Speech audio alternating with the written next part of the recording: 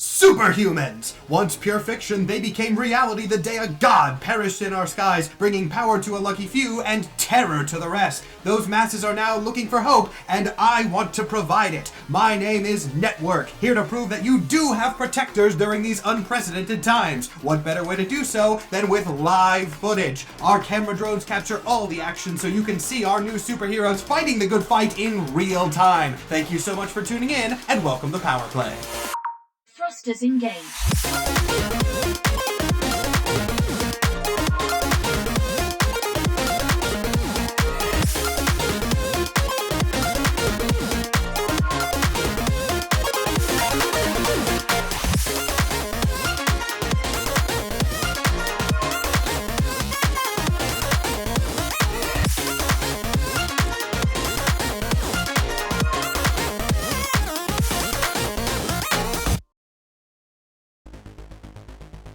Ladies and gentlemen, we are coming to you live from what appears to be the return of Stormchaser. This is obviously an incredibly volatile situation, and we will bring you updates as fast as we can possibly get them. But for now, we do have a rather interesting development. We have been contacted with a message from Stormchaser himself. We have decided to show this message, but I am obligated to remind everyone that this man is a psychopathic murderer, so take everything he says with a grain of salt at best. You've been warned, now let's hear that message.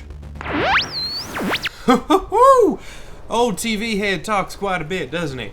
But if you're seeing this message, that means he's been oh so generous enough to finally give me some more screen time. It's been a nice couple of days for the city, hasn't it? Little calm before the storm in a much more literal sense than I think a lot of you would like. But trust me, speaking from an insider perspective, the bad guys are making moves behind the scenes, and from my very reliable sources, seems like right now the good guys are nowhere to be found. Now, I'm sure you fine folks at home are watching this with quite a bit of confusion, but don't worry, this message is not for you. This is for my sparring partners, so to speak. If you're seeing this, or at least seeing my lightning across the city, I know you can't miss that. I think it's high time for round 2. You know where to find me. This'll be fun. Quite an ominous message from Stormchaser, though perhaps he is showing the cards in his hand a little bit too openly. Regardless, it does seem like a final confrontation of some kind is on the horizon, and I have total faith that the side of Power Play will come out on top. Godspeed, heroes. I'm certain you'll need it. Welcome, everybody, to episode 9 of Power Play, the penultimate Power Play, as it were. 2 more episodes left in the season. So, I will ask, as I always do, how's everybody feeling? Ooh. Oh, I'm feeling good. I feel good, Wired. actually. Wired. I was. Stretchers. I can take them. Yeah, it's 1:30 a.m. where I am right now. I was tired, but then as soon as we started talking about all the shit we're gonna do today, the energy levels came back. Excellent. I love to hear it. Also poured a lot of Monster in my face. I'm sure that has something to do with it, but mostly excitement. Cheers, Skyen. I just refilled my mug. And I just finished my second pot of coffee. Wow.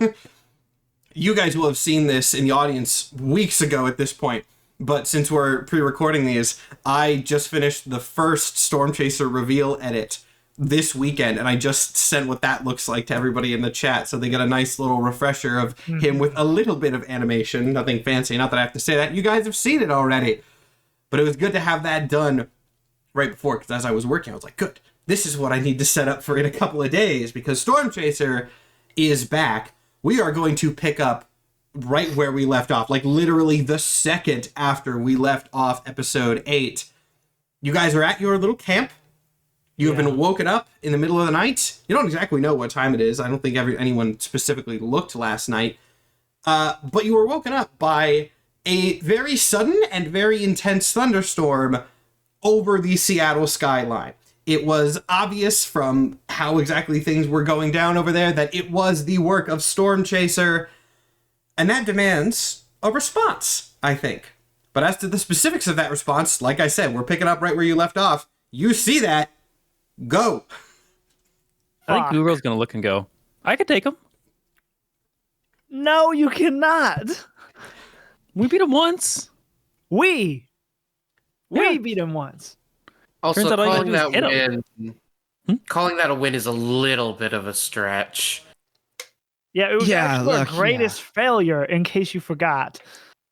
Even if you could take him alone, I want at least one more shot at him. Yeah, if we're gonna get our win back, we ought to do it as a team. Yeah. But Can we- someone has to go get Mason. Yeah.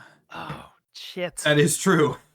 Mason is, as a refresher for anyone else, because that's obviously not going to be in the in-character recap. As I say that out loud, I have no idea what the in-character recap is going to be for this episode. It's going to be something cool, but you guys will have already seen it at this point. Yeah, you're going to have to go deal with that. Mason is by himself, asleep, which is bad, or at least he was asleep when you last went and checked on him. You're not. He could have been woken up if you're lucky, but no way to know. He's a hard sleeper. Yeah. I'm the only one. I mean, I walked him out there. I can go find him. Are you Do you need sure? some Does that balance work? salts? Wasn't his powers giving you trouble before? I think just as long as I'm not a threat to him, he's not going to turn on me. I just need to find a way to wake him up that won't, activate him. You want smelling salts? Shit, yeah, actually. Yeah, that'd be good. Yeah, Can I hand fair you enough. No those? reason why he wouldn't have more. I go, okay, so you'll go get Mason. I guess the plan is moving up and we're acting now. Yeah, we gotta. Yeah, we can't take the boat, not when he's doing, gestures vaguely at the sky and, the storm that's rolling in. So, get everyone together. I'll get us back to the mainland. It might be a rocky jump, though. If you think How you can many do people? it, Yeah, how many people have you taken in and or out at once? definitely be a record. Because At this this point, is. Well, I've done 3 people at once. We'll recap who all is here, which again will be good for the audience. We have Tom, obviously, who I will not factor in the count of people going, you know what? No, screw it. You're a person. Tom, Danny, Rebecca, Taylor, Mason, the professor, Nikki, and Alice. So you're at 8, including yourself. So that would be more, even not It'll be counting an Unleash yourself, Your that's Powers roll. more than double. Now, I've been playing it kind of loose with Unleash Your Powers because of the way I've been choosing to handle your stuff. Yeah, this is going to be a hell of an Unleash Your Powers. But it could also be a very interesting one to take 2.33 times the amount of people that you've taken so far. That math is right? People are going to check that. It's close enough. That you think you could really do that all in one trip? Not that much of a choice, is there? And you know we what? could take the boat. I'm feeling kind of good. Hell yeah. Okay. Are we okay? All going after Stormchaser? Well, this is clearly Network's best bet at smoking us out. Yeah, but it also gives him more time to deal with us. I mean, The if most you important thing is and- getting everyone to safety. Plus, and if you and Tom are going after Stormchaser, at least DPD and I can't really do much with him. With Network, I mean. Yeah. That's true. I mean, I tried to punch him in the face and just hurt my hand. That's really all that happened. And my only plan for the encounter was to use my rather large body to make a shadow for Umbra. So Besides, our if there's plan no was Umbra, to. there's no plan. Yeah, our plan was to put him in the Shadow Realm. What if we switch up the teams? Oh man. Okay. At so we this got point, real Stormchaser. quick, everyone else has woken up. Well, except maybe Mason. Everyone in the camp has woken up. I don't want to confirm that and then deal with it later. But Alice steps up real quick and just goes, "Hey, I'm fine with switching up the teams or whatever. I don't think I was on a team yet, but I can be. I can be on a team. Just fast probably is how we should handle this because holy shit." She looks over at the fucking insane lightning storm. We're definitely on a clock here. I would make an Alice in Wonderland time running out joke, but I don't remember the line. Okay. Alice, would you rather go and fuck with Network or go around city saving people? I don't think I can shrink lightning. Also, Okay. Network doesn't know you exist, so you'd be a surprise to him. That's a good point. That's a card in our pocket, a ball up Okay. our sleeve. I'm all for Alice going to Network, but she probably shouldn't go alone. Yeah. I don't suppose Well, you can shrink Alice- people? Inorganic material only. Well, technically it's like living material. I can shrink like old wood. No.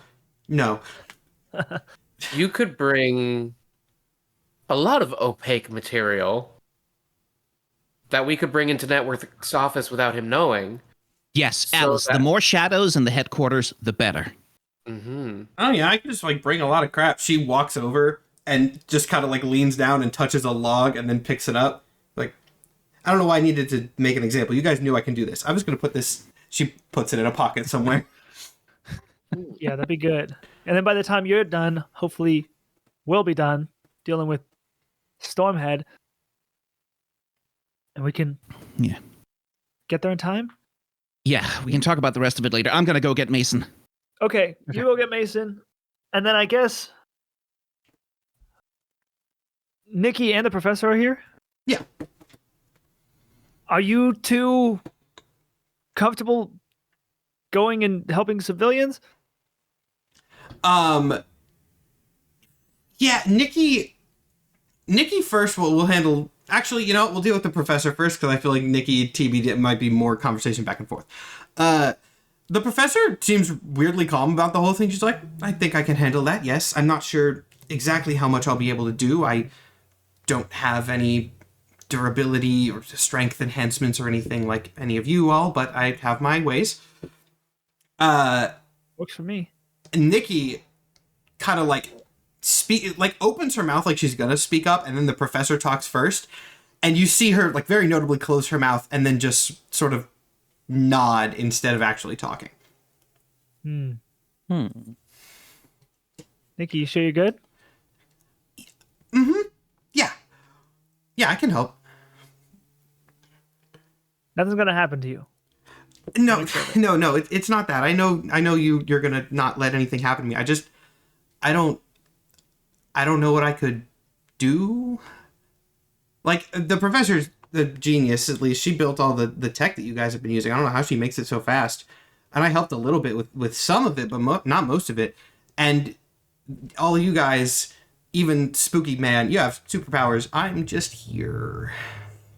That's exactly what we need, though. We need someone who's not super to fly under the radar and go get the people that we care about to safety. Okay, You don't need superpowers to do that. I can handle that. Okay. So I guess we're gonna go kick ass. Yeah, I guess we're kicking ass. We're all going after Stormchaser? That's the plan? Well, not technically all. There's one more person that has to be dealt with first, which isn't intended to be necessarily ominous, but we do have to see how that plays out. Tom, you dip into a shadow, or maybe just run, I guess it's really your call, away from the camp. And though it takes you a couple minutes because this is the woods and it's dark and you're not familiar with them, yeah, you are able to, if only by like tracking the patrol patterns of his lights or something, you're able to find Mason. He is not yet woken up, so he is a very spooky scene, kind of just barely visible silhouettes whenever his lights pass around him, floating. Yeah, I think sort of approaching, kind of going, Mason? Sorry to disturb you, buddy. Mason, can you hear me? The way you phrase that does make it seem you're approaching in the physical realm. Are you shadow mode currently? Like on the overlay I am, but like in order to call to him, yeah. I think like the face will sort of pop out and be like, "Hey, Mason, sorry to disturb you. In that kind of case, need you to wake up, buddy." There's no reaction. Hell, okay. And then like uncork the smelling salt, and then like with a shadow tendril, like slowly, gently, not like in any way to hurt, just sort of like lift it and get it close to his head, is what Umbra's gonna try and do. Ooh, it was okay. Since you're going slowly, you see several of the lights not immediately jump to defensive position, but like you see several of the ones that are patrolling kind of start to creep inwards as your shadow tendril starts reaching forward. Yeah, and like as they get closer, like he sort of like it goes slower and slower and slower and sort of like, shit. Okay, retract the tendril, pick up the thing. Oh man, is it like? And he sort of goes, "Is it the powers? Is that what it is?" And like he drops the shadow form and picks up the the little bottle and kind of goes, "Hey, I'm really not. Don't want anything bad. I want to get him out of here just so he can be safe." Like sort of talking to the lights, and walks slowly forwards with the smelling salts, trying to approach Mason. This is a very ominous scene to start the episode off because the lights don't leave and return to their original patrol path yet, but they don't immediately jump to attack you as you're walking in. So it's like one of those sort of stereotypical scenes in a horror movie where the protagonist is like creeping by a bunch of monsters silently, trying not to wake them up as they're right there with these lights just swirling around you. But yeah, they don't react, and you are able to go and put the smelling salts in his face, at which point it's a similar scene. The lights blink out, the shadows surrounding Mason vanish, and he unceremoniously drops to the ground. Umbra will try and catch him. Okay, yeah. I won't make you do a roll for that. You knew that was going to happen. You're able to catch him. And he's kind of... is it morning? It's still dark. God, but that I might wish. Be you. No, Stormchaser's back. He's fucking up, I don't know, half of Seattle at this point. Damn it. And I don't think we should leave you alone out here. Yeah, that's preferred. I kind of was hoping he died, which is a bad thing for a doctor to say, but at this point I don't give a shit. He kind of like stands himself up out of your arms, doesn't really wait for you to drop him, so just rolls out. He goes, okay. Boat, your place, what are we doing here? I'm gonna try and take everyone back through the shadows. Gonna be a bit of a thing, but it's the best. I don't want to take the ship out when the sky looks like that. The others, like the professor, Nikki, they're gonna try and go and evacuate civilians. We're gonna try and deal with Stormchaser as fast as possible, and then we're gonna have to go after Network. So shit is gonna hit the fan. I don't want to drag you into any of this, man. Like you've been through enough shit and you've done enough for us. Like if you could help evacuate some civilians, that'd be cool. But at this point, you're not dragging me into shit. You're kind of like making sure I don't kill people. So if I can help out in return, I'll take that. Yeah. Oh, and take like the Umbra will hand over the smelling salts. If you start to feel unbearably sleepy, maybe these will help. He reaches into his pocket and he pulls out like a face mask and he sticks the smelling salts in it and goes, "Oh, that sucks really bad, but yeah, this is a better idea." Oh, Jesus. Brutal. Yeah. Gotta do what you gotta do. Head back to camp. Okay. Now, this is something that I feel like is probably assumed, but it is one of those things that I just want to get out of the way beforehand. You have discussed when you're evacuating civilians, the goal is not necessarily get people out of the danger that Stormchaser is posing. I imagine that if you see somebody, or if you or your NPCs or whatever, we want to get them away from his immediate area, but I imagine the police and like firefighters are sort of handling that already. The goal is specifically to go to people that you think Network would target. That is who you are referring to first when you say civilians. Yes. Yeah, target to use against us specifically. Yes, yeah. That's what I should. That's the phrasing that I meant. So I assume that you have given people a list of those people and like where they are likely to be found. Say that happened while Umbra was walking down and back. Okay, cool. So names and addresses. Last check there. Everybody, I need to pause just to make sure I'm thinking this right. Currently, all 4 of the players going to stop Stormchaser. This is all assuming that Umbra is able to get you through the Shadow Realm successfully, of course. But we should put this in place first. All 4 players are going to stop Stormchaser. The non-powered NPCs, plus Mason, who is for this purpose non-powered, going to rescue civilians. You mentioned to Wonderland that you could have her go up against Network or join that team, but I don't think that side of things is happening anymore. So is she going with you? She will go wherever. She's just happy to be here. For now. Yeah. Really? To have all 4 of us go for Network? Is that what we settled on? Did I say? I feel like if I meant all 4 of you go to Stormchaser. If I said all 4 of you go to Network, I might have misspoken Stormchaser. there. My bad. Maybe instead it's Goo, because kind of the configuration I had in my head is everything you said about civilians is correct. Yes. Goo Girl and TBD go to Stormchaser, and Wonderland and Umbra go to Network.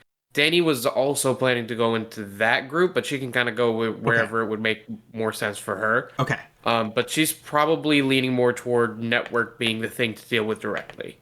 Okay, I am Makes writing this down for my own note because this is going to be this episode and maybe We some need of next. Umbra, So we need Alice for the Shadows. NPC. I'm just going to say NPC.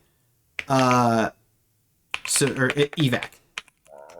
NPC's evac. Goo Girl, and who else was going to Stormchaser?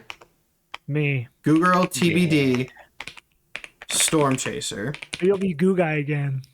and then the Goo Crew. Umbra, Ring Bear, Wonderland to Network. Now, the challenge of this, and I say this, this is going to be a DM difficulty here, is we are doing such a thing where the operations of each squad might affect the other. So it's going to be very difficult to balance that. So just in the audience and players, expect to have to take your headphones on and off for a lot of this because we're going to have to bounce back and forth for narrative purposes a decent amount of the time. We fully have a 2 concurrent stories thing going, but let's get going. God, it's gonna kill me not to know what's happening with Stormchaser, but okay, here we go. And absolutely, I'm going to have you take your headphones off for these. But yeah, you're going to need to make an Unleash Your Powers check to get everybody into the Shadow Realm. Watch you roll a fucking 2 and everything we just did fully thrown into the garbage can.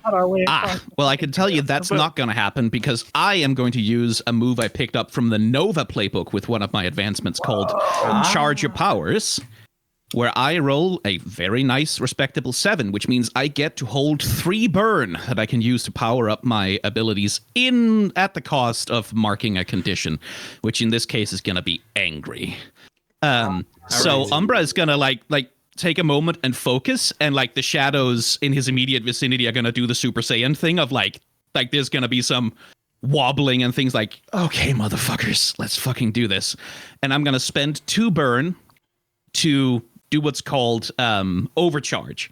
You channel the full capacity of your incredible powers to overcome an obstacle, reshape your environment, or extend your senses. Spend 2 burn to take 10 plus when you unleash your powers. Okay. Oh, wait. When you say take 10 plus, am I understanding that correctly as auto crit? Yeah. Yep. Yeah, okay, take 10 auto crit is crazy. But I guess you did have to functionally take away 20% of your health to do that. So, all right, that is actually reasonable enough and a smart thing to do. So, yeah, I'll let you describe how this works because nothing is going to go catastrophically wrong. You got a crit, you're all good. Yeah, and the way it'll shape out is like Tom's gonna go, okay, let's fucking. If I'm gonna be a Shadow Herald, I better be able to control some fucking shadows. And he'll like reach out with his hands and like basically pull a shadow portal open in the air, bigger than anything he's ever done before. Like normally it's just like you dip into a shadow that's already in the wall. This is like a shadow out of the ground. Open it up, and he kind of goes, all right, everybody in. Run in. Yeah. You got it. Everybody goes in with varying levels of apprehension, but I'm not going to describe every NPC. Everybody goes in. Yeah. And like as Umbra goes in, he'll mutter under his breath, in the name of Ereshkigal, I guess, and comes through. Don't like So that. excited for people in the audience to find out about that connection. Yeah. She is friendly. Yeah. And as we enter the Shadow Realm, first of all, Umbra's going to have eyes on Mason just to see if this interacts at all with any of his powers. Doesn't seem to, but he sees you like staring at him and he's like, yeah, visual similarity seems to be the extent. You're good. I get it though. And the other curiosity he has as we're traveling through and trying to get back to the city, he's going to try and do the little detection touch on the professor. Oh shit. I have established that, haven't I? Yes, you have. Okay, so, know how I said I had wrenches to throw in things? I think you know. Yeah. Suspiciously good with technology, yes. Yeah, so, I'm actually tracking here. The only people in the Shadow Realm right now who don't have a reaction to this little probe that you're doing are you and Nikki. Everybody else does. Most of those are expected, the professor being the only one that's not. Yeah. And Tom isn't going to raise it, he's just going to notice it. And like so like yeah, fucking figures, I guess. But we're still like we're dealing with a fucking threat to the city right now. We can handle skullduggery later. Yeah, I don't Is this think the that's detection touch to see if network is viewing, or is this something that happened No, with the it's Ereshkigal if stuff? right, yeah, you might weren't not there. know about this. No, So Ereshkigal in the Shadow Realm used shadow tendrils to touch people and was able to detect whether they had been affected by the catalyst, like whether they had received superpowers from the catalyst thing. Tom managed to copy that little trick, and now he can do it too. Yep. And it turns out the professor reacts to that particular pH test. Yep. Oh, she's got super science power. And then also, again, it should be noted, because I don't think I said this, Tom didn't. Tom also, he knows this. That's I don't not a surprise react to him. that particular. But yeah, for those who don't know what the visuals look like, which is everyone in the audience does, but the two people in the call that don't, basically it looks like kind of an aura around the person of the same sort of rainbow shifting iridescent energy that was expelled from the body of the catalyst. There's like a sort of almost a shell around them that appears when shadows are manipulated in this specific way and like reached out towards it. And there's lower reasons for that we won't get into now. But yes, basically Umbra can detect superpowers of this specific type. And surprise reveal there, which I genuinely wasn't expecting to happen now. So now I have to think about how that's going to go. I do think as we're walking through the Shadow Realm, Taylor will go up to Danny, because the last time we spoke, she was pretty down in the dumps. Mm-hmm. And And you can absolutely get a little distance from the group if you want to talk so alone. It's not, shadow monsters aren't going to get you. yeah, I'll kind of just approach and be like, "You good? I'm good. It's go time. I'm locked in. Locked in? Are you sure? Locked in. Yeah. I shove you. Are you locked in? Shove you. Are you a bear right now?" I'm a bear. That's what I'm talking about. And I will hone in. Use that little hype sesh to hone in. So my next Unleash My Powers, I get an additional +2. I forget. Oh wait, never mind. I was thinking about a mechanics thing, but I apparently still don't know the mechanics, even though the season's almost done. Okay. Just make sure that we're all good. That she's not getting any cold feet or anxiety about this whole situation. Since we're in this stage, I'll put this out to the room. Anybody else want to have any interactions in the Shadow Realm, sort of in transit? If not, if yes, fine. But if not, then I'm going to need to know where Tom is putting everybody, because that's going to be an important thing to note. I mean, Tom is gonna Tom is conspicuously gonna keep an eye on Goo Girl. Is like looking for the fucking flashlight. Goo Girl has her eyes on Tom, waiting for Tom to look away long enough, and I'm assuming that does not happen. And she's just does not happen unless someone tries to distract him. No. So it is that thing of like the flashlight sort of pokes out your side, and he's like, no. I don't know. Other side, no. No, I know it's look. I don't. That you didn't. That I just have that like survival kit for the camp guy. I won't do it. Yeah. Listen, there's a shadow god that rules here, and she doesn't like the light very much. Leave it. Please, That's for all the you love of had God. to say, eh? I think shadow gods are cool. I wouldn't piss off a shadow god on purpose. There is no response. For the sake of saying it, there is no response. Yeah. I do think Ring Bear is going to start to think about the approach to network and getting everyone actually into the hideout. Yeah. Because we can't very well just go in with Wonderland. And it is also worth noting on the way back, and I'll go ahead and confirm this because it would be easy enough for Tom to check it. The lights preventing shadows from appearing in most of the area are still active. Don't think that should surprise anybody, but for the sake of recap, stating it, you're going to have to find a place where that can work. Also, Pocket are we shadow. jamming signals right now? Or does it not really matter? See, I'm gonna have to start putting I think on we'll you guys. There's so many plans. We'll probably try and turn it on just for the sake of it, Might but as well, right? maybe with the assumption that network has probably found some way to deal with it. Might as Tell the well. It professor to wouldn't turn hurt. it on when she gets a chance. Yeah. Certainly wouldn't hurt. Yeah, if you mention that to her, she'll tell you that she can't do it while you're in the Shadow Realm, but she can call that to be done once it's Cool. once you're out. So where are we coming out of then? So you and Goo Girl, you can basically anywhere there's a shadow near the freaking Space Needle, which is where Stormchaser is hanging out. I can get you out there. Can we do on top of the Space Needle again? Fucking right up in this guy's face, or is that too? How dark is it? Like, Well- storm clouds rolling in. It's the middle of the night kind of thing. There's storm But clouds rolling lightning. in. It's the middle of the night. He is doing a lot of flashy lightning shit. Yeah. Like, I'll say this. You've gone a long distance in the Shadow Realm. You need to get other people out without you getting out.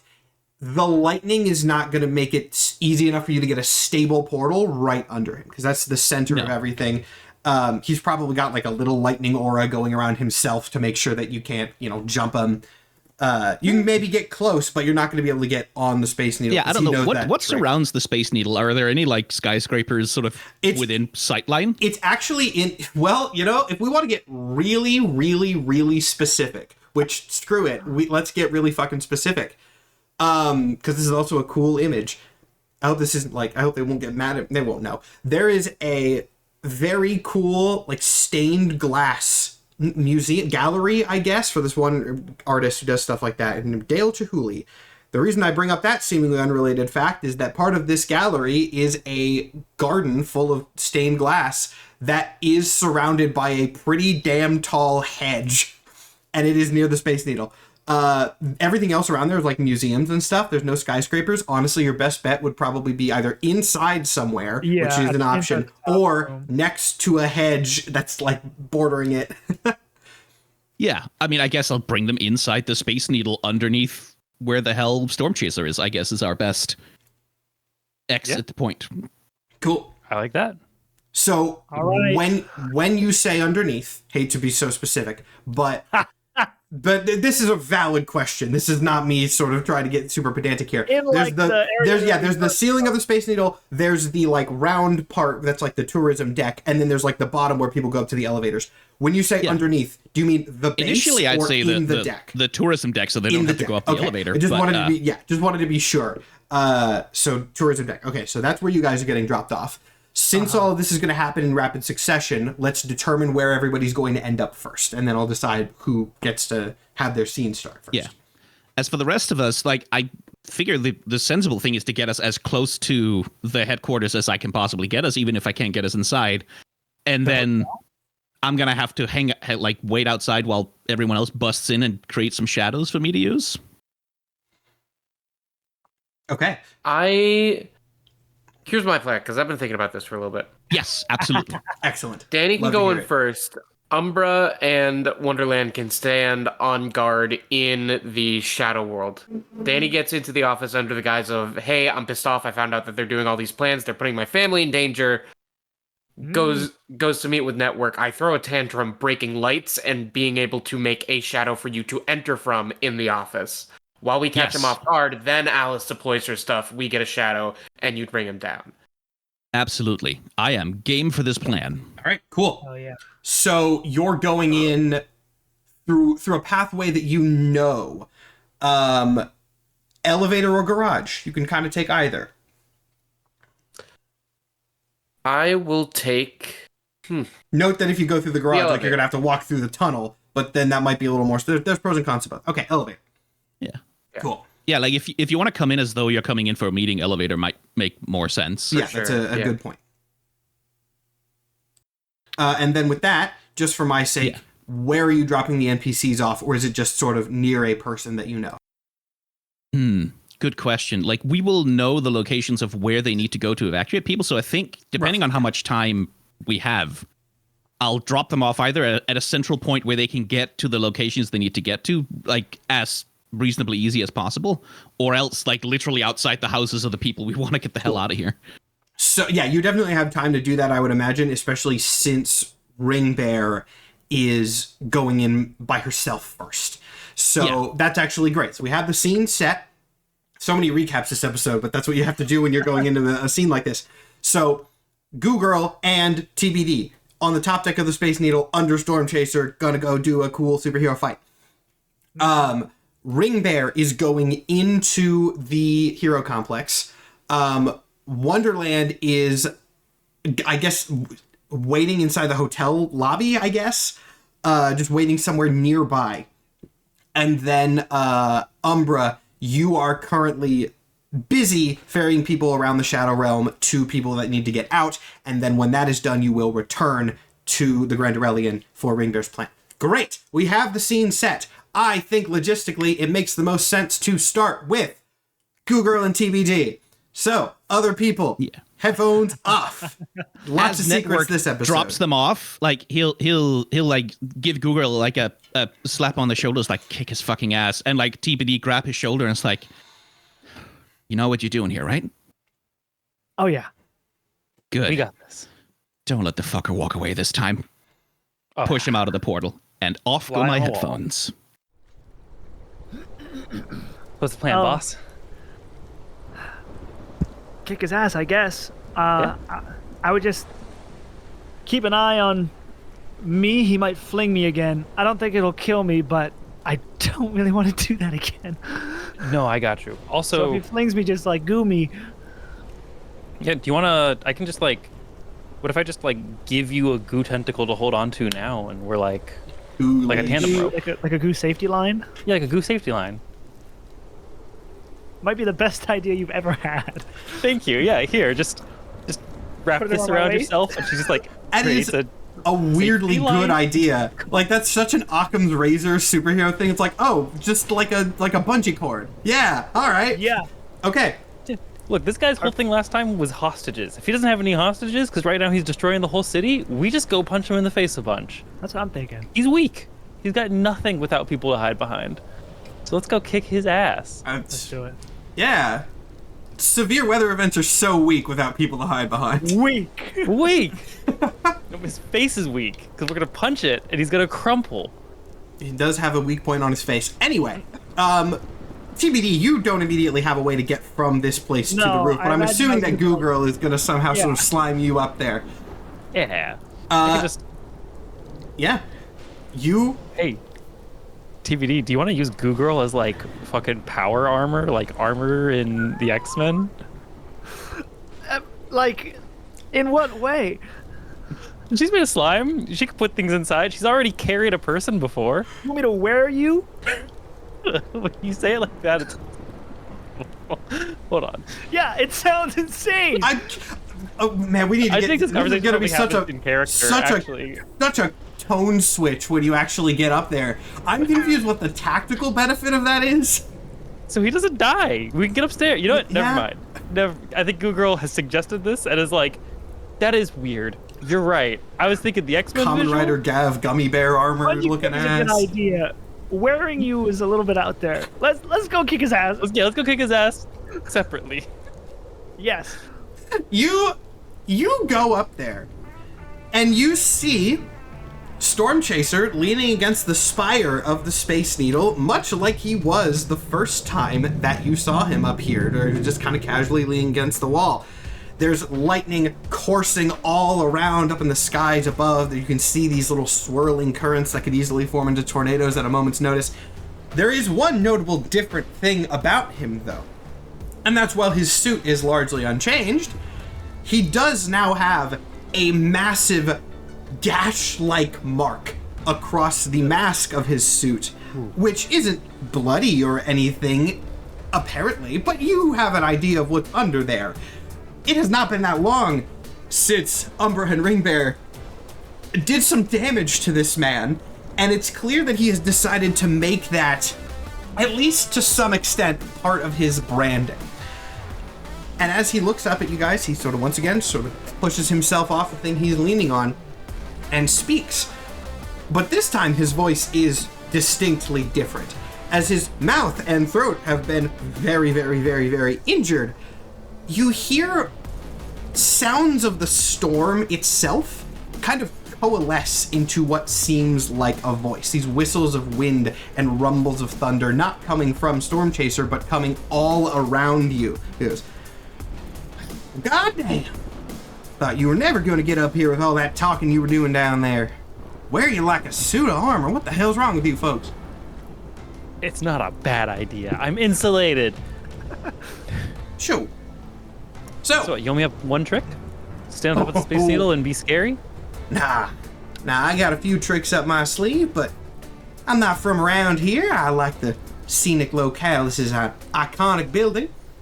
Figured I would try a bit of a rematch, though I'm not seeing the ones who did this to me last time. They too scared to come back? Oh, you're like half the threat you used to be. We don't need both the team. Didn't want to give you the satisfaction. Satisfaction? Now it's a It's like game of no bite and no satisfaction bark. all of a sudden, Well, I suppose I should be honored that at least two of you decided to show up. I wasn't sure that this big display was gonna work with you guys apparently planning something off on your own, but what Boss Man says goes nowadays. How do you want to do this? You come You over should here be and punch you in the honored, face. You should be very honored. You're gonna be the first villain I actually kill. You see a little shift in the radar patterns that make up one of his eyes, as if he's raising an eyebrow with some level of he's a little impressed at that. Now, remember what I told you last time? That's a good thing. I am honored. The fact that I was the one that drove you to that. You're starting to see my way of thinking, much like that ring bear girl. Something like that. So come on then. I thought your powers were all about saving people. I'd love to see what you do on the other end of stuff. Go for it. He, drops down a little bit. He started hovering during this conversation, and you hear his feet sort of thunk down on the knee. Take a shot, hero. Let's I rush him, will. boss. I will. Can I unleash my powers? Who are you saving? The city? Not how your powers work, bud. Make me a directly engage a threat check. Okay. That's nowhere near as good. Directly engage a threat. That's danger, right? I believe so, yes. Okay. I will give that a shot. I got a +0 to this. So, here we go. 7. 7. Okay. Pick your option. You get one from the list. I do get one from the list. Let me pull up the list. I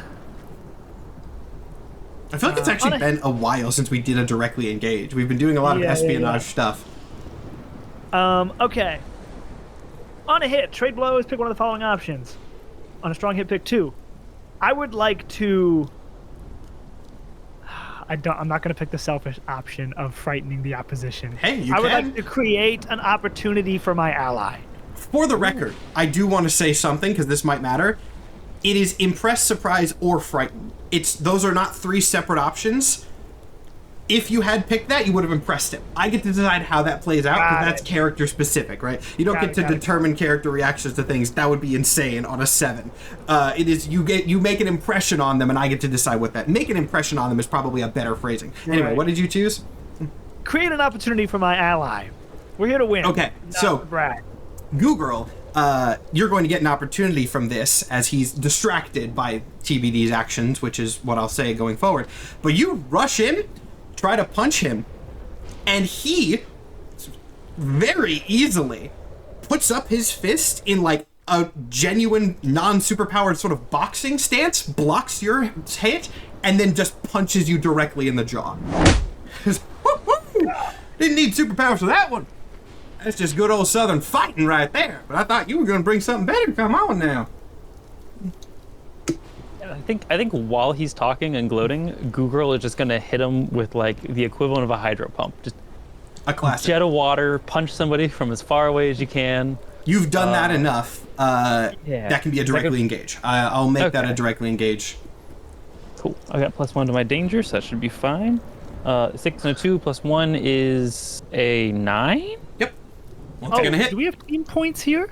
Oh, that's a good point. Yeah, since we were doing split up, I kind of didn't really think about it, but we will treat every little squad here as having different team points. So, let me go down. It's been like a week since we filmed this. She made the roll, so she doesn't need them, but good to know. Well, you could push it to a crit if you wanted to spend one.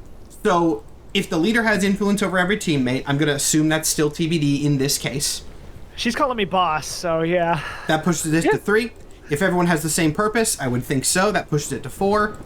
If any member mistrusts the leader or the team, then you remove. That would not be the case, so you're still at 4. And if the team is ill-prepared or off-balanced, remove. That's an interesting one. I would. Here's the thing. I don't think either of you guys necessarily see yourselves as ill-prepared or off-balance. I No. think in this case, some of the other squads might, but for you guys, yeah, you get a full suite of 4 here. In that case, I will spend a team point to push that to a crit. Go for it. So 2 of the options then, Goo Girl. And just so I punch him, we trade blows. He punches me right back in the jaw. I give him a mean shove right into the hydro blast. Yeah. Perfect. Just boom. And I'm aiming for the face because I imagine that's where it hurts the most, since he does have a recent wound there. And I think if this fits, I would like to say that we probably impress, surprise, or frighten, and then maybe resist or avoid their blow should be the next one, because I don't Doesn't feel like there's a hit back good in narrative any way way. for him to hit me back from that. Yeah. I mean, there are ways, but yeah. So yeah, I mean, you guys described it for me. See, we're learning the system so well. That nice little team point dynamic of how it was described. Love that. I shouldn't make those wild hand gestures. People are going to think that I mean come back. But yes, you push him directly into the path of this hydro pump, which sends him kind of rolling across the roof here. He hits a little superhero landing and slides a bit and recovers from it fine. Then he sort of rubs his face and goes, well, yeah, I suppose that's on me for not really using my powers in return, but now each of you got a hit in, so might as well try hitting my own, right?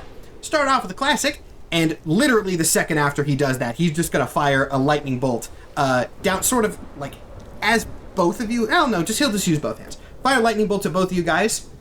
Go ahead and powerful blows for me. His lightning bolts are strong. So we want low here. It's been a weak real time for powerful blow. Powerful blow, you want 4. low. 4, that's great. 4. I do still have the guilty condition. So, yeah, it's gonna be Working on that added. as we speak. Yeah. But and you add 1 for every condition. I didn't love the way that you said that. The tone was a little worrying, but yes, you add 1 for every condition that you have. That's a 12. Jesus Christ. Holy shit. Okay. Boy, that was going really well for you guys. So you do get to pick what happens here, remember, but there's a separate list. On a strong hit, A, you're out. You remove yourself from the situation, flee, pass out, etc. Don't think you're going to choose that. 2, you lose control of yourself or your powers in a terrible way. With TBD, that's really interesting. Reminder that you getting turned to stone temporarily was, I believe, the consequence of that last time. Or 2 options from the previous list, which is likely going to give you at least 2 conditions. Yeah. So, Well, for one, I'm not gonna ever lash out verbally at a teammate, so one's off. that's why that's from the smaller list. So- that's why I say that's likely going to give you that. at least 2 conditions. The only if I choose 2 from the first list, my only options are to give him another opportunity to whoop my ass and mark 2 conditions. So I think I'm going to have to go with you lose control of your powers in a terrible way. Interesting. Okay. Cool. I like that. Oh This no, I don't like lightning it when bolt- Matt likes that. This lightning bolt, Goo Girl, you're able to dodge yours fairly easily, but I can frame this exact shot here, right? It's like a side shot of both of you. Lightning bolt goes through one, Goo Girl, you're able to duck backwards, and as you duck backwards, behind you in the frame, we see TBD get just full-bodied by this lightning blast. Which sends you careening, not off the Space Needle. I will say this doesn't just immediately kill you with that. It didn't have that much power behind it. But you come dangerously... Actually, wait, we established something. You come right to the edge of the Space Needle and start to topple off of it before you are barely held back by the slime bungee cord that we did establish beforehand. There we go. There we go. But yeah, it hurts like hell. And in a move that's going to be way scarier, yeah, we get to move on. Okay. Yeah, Good TBD. Yeah, felt like nothing. I get back up. Stormchaser, Okay. now starting to levitate once again, flaps his hands and goes, see, why do I even need the new tricks when the old tricks still work just as well? Thought you guys were going to bring something fancy, but the 2 that I would rather be fighting never bothered to show up. I should just leave right now. Neither of you can fly. I can. Why don't I just go a block or two down, start striking some folks wherever I see fit? Who's gonna stop me? So you're running? You're afraid? Look, we scared this man off. He looks you directly in the eyes and goes, "You really want to play that game, Missy?" Yeah, I do. Okay. What you got? He leaves to go kill people. What? Oh. What on earth did you think this psychopath was going to do? Yeah, he's like, all right, if that's the way you want to handle things, I'll go have me some fun, then we can try this again in a couple minutes. And he starts to go away. If he's starting to leave, can I, like, try to, like, grab him with goo and slam him back down I figured there'd be something like that. Yeah, okay. If you haven't done a grab slam before, I don't think I've ever grabbed anybody like that. Yeah. I will unleash your powers. This is not tech. I'll say this for people as you're rolling who like want to learn masks. This is sort of a house rule that I have made, but I think it makes sense that the first time a character does something with their powers, it's an unleash, and then generally going forward, once they've done it successfully, it can become engage a threat. I think that's makes sense, even though that's not technically official ruling, but that's how we're going to handle this. You have not done this specifically before, so unleash your powers. And while we're on this, if he's trying to go off and kill somebody, and if I succeed, does that count as shutting him down? Because I've got this move here called Cold and Cruel. Damn. It says when I shut somebody down, I roll on Superior, which I'm already going to be rolling Superior for this roll. On a 10+, I can inflict a condition and gain influence on them. On a 7 or 9, I either inflict a condition on them, or they gain influence on them, or they lose influence over me, etc., etc. On a miss, they gain influence over me. This is vague, but I do think that within the context of your playbook being the star, I feel like the intent of that is shut down verbally. Because that makes sense. The name Cold and Cruel and the fact that it gives influence over somebody, I feel like that's like you insulting somebody, like, shut the fuck up. More clever than that, but like, I feel like that's the intent there. So that's what I'm going to rule as this would not count as shutting him down. Because does that make sense? Like, I'll sort of pose that to the room, which is just you and Nathan. It does make sense. I think the intent of that from the name Cold and Cruel and the fact that your class is the celebrity one, I think it's meant to be verbal. Yeah, I think you're right. I think you're 100% right. But yeah, so I'm just going to tentacle slam this motherfucker. So, Matthew. Oh, God. Someone's going to die. On a 2 + 2 from Superior, that's a 4. Hey, so that's you can't team point that up. Why not? Because you can only use one per, and that could get it to a 5. But I'm a beacon. Oh, do you have a thing for this? Won't let you down. When you help a teammate, you can spend 2 out of the team pool to add +2 to the roll. Which still takes it to a 6. Oh shit! Yeah, that's the worst possible. The intent of masks is like there's not critical fails, but if you get the worst roll, the maximum bonus that you can have to something is +4. So there's a sort of maybe intentional, maybe unintentional critical fail built in, where if you roll 2 1s, you're failing regardless of what is happening. So the question is he gonna? You know what? Yeah, let's take this to a new location. I think it's going to be more interesting if we do that. Yeah, you lash out with a goo tendril, and as I mean, actually, this kind of makes sense. If you're trying to sort of grab him and slam him into the ground, I imagine that the most logical way for you to do that, if he's flying away, would be to try to grab one of his feet, and his feet are surrounded by little whirlwinds. That's how he flies. So you try to grab his foot with this little goo tendril. And it's like, spraying water into a windmill, basically. Your goo just sort of gets scattered by these tornado winds. He doesn't even notice. He just keeps flying off, laughing, down to, presumably one of the museums that's in the area, which we, by pure coincidence, talked about earlier. I'm just gonna call that a little bit insecure. Yeah. Embarrassing. Yeah. That's not fucking good, Goo Girl. No, this is going so much worse than I thought it was going to. I cannot believe that you basically told a Carnage type character, yeah, we'll go kill some people about it then. I thought calling him a coward would make him mad and make him want to fight us. No, he's a psychopath. Yeah. Well, he's in it for fun. Goo Girl is supposed to be a dumber version of me, and if I didn't figure that out, there's no way in hell she did. Hey, Now, it's no stalling. You guys got to deal with this now. He's going to murder one people. might argue that the man explicitly said he was going to go kill people. People's Either lives are in way. danger. Can I unleash my powers?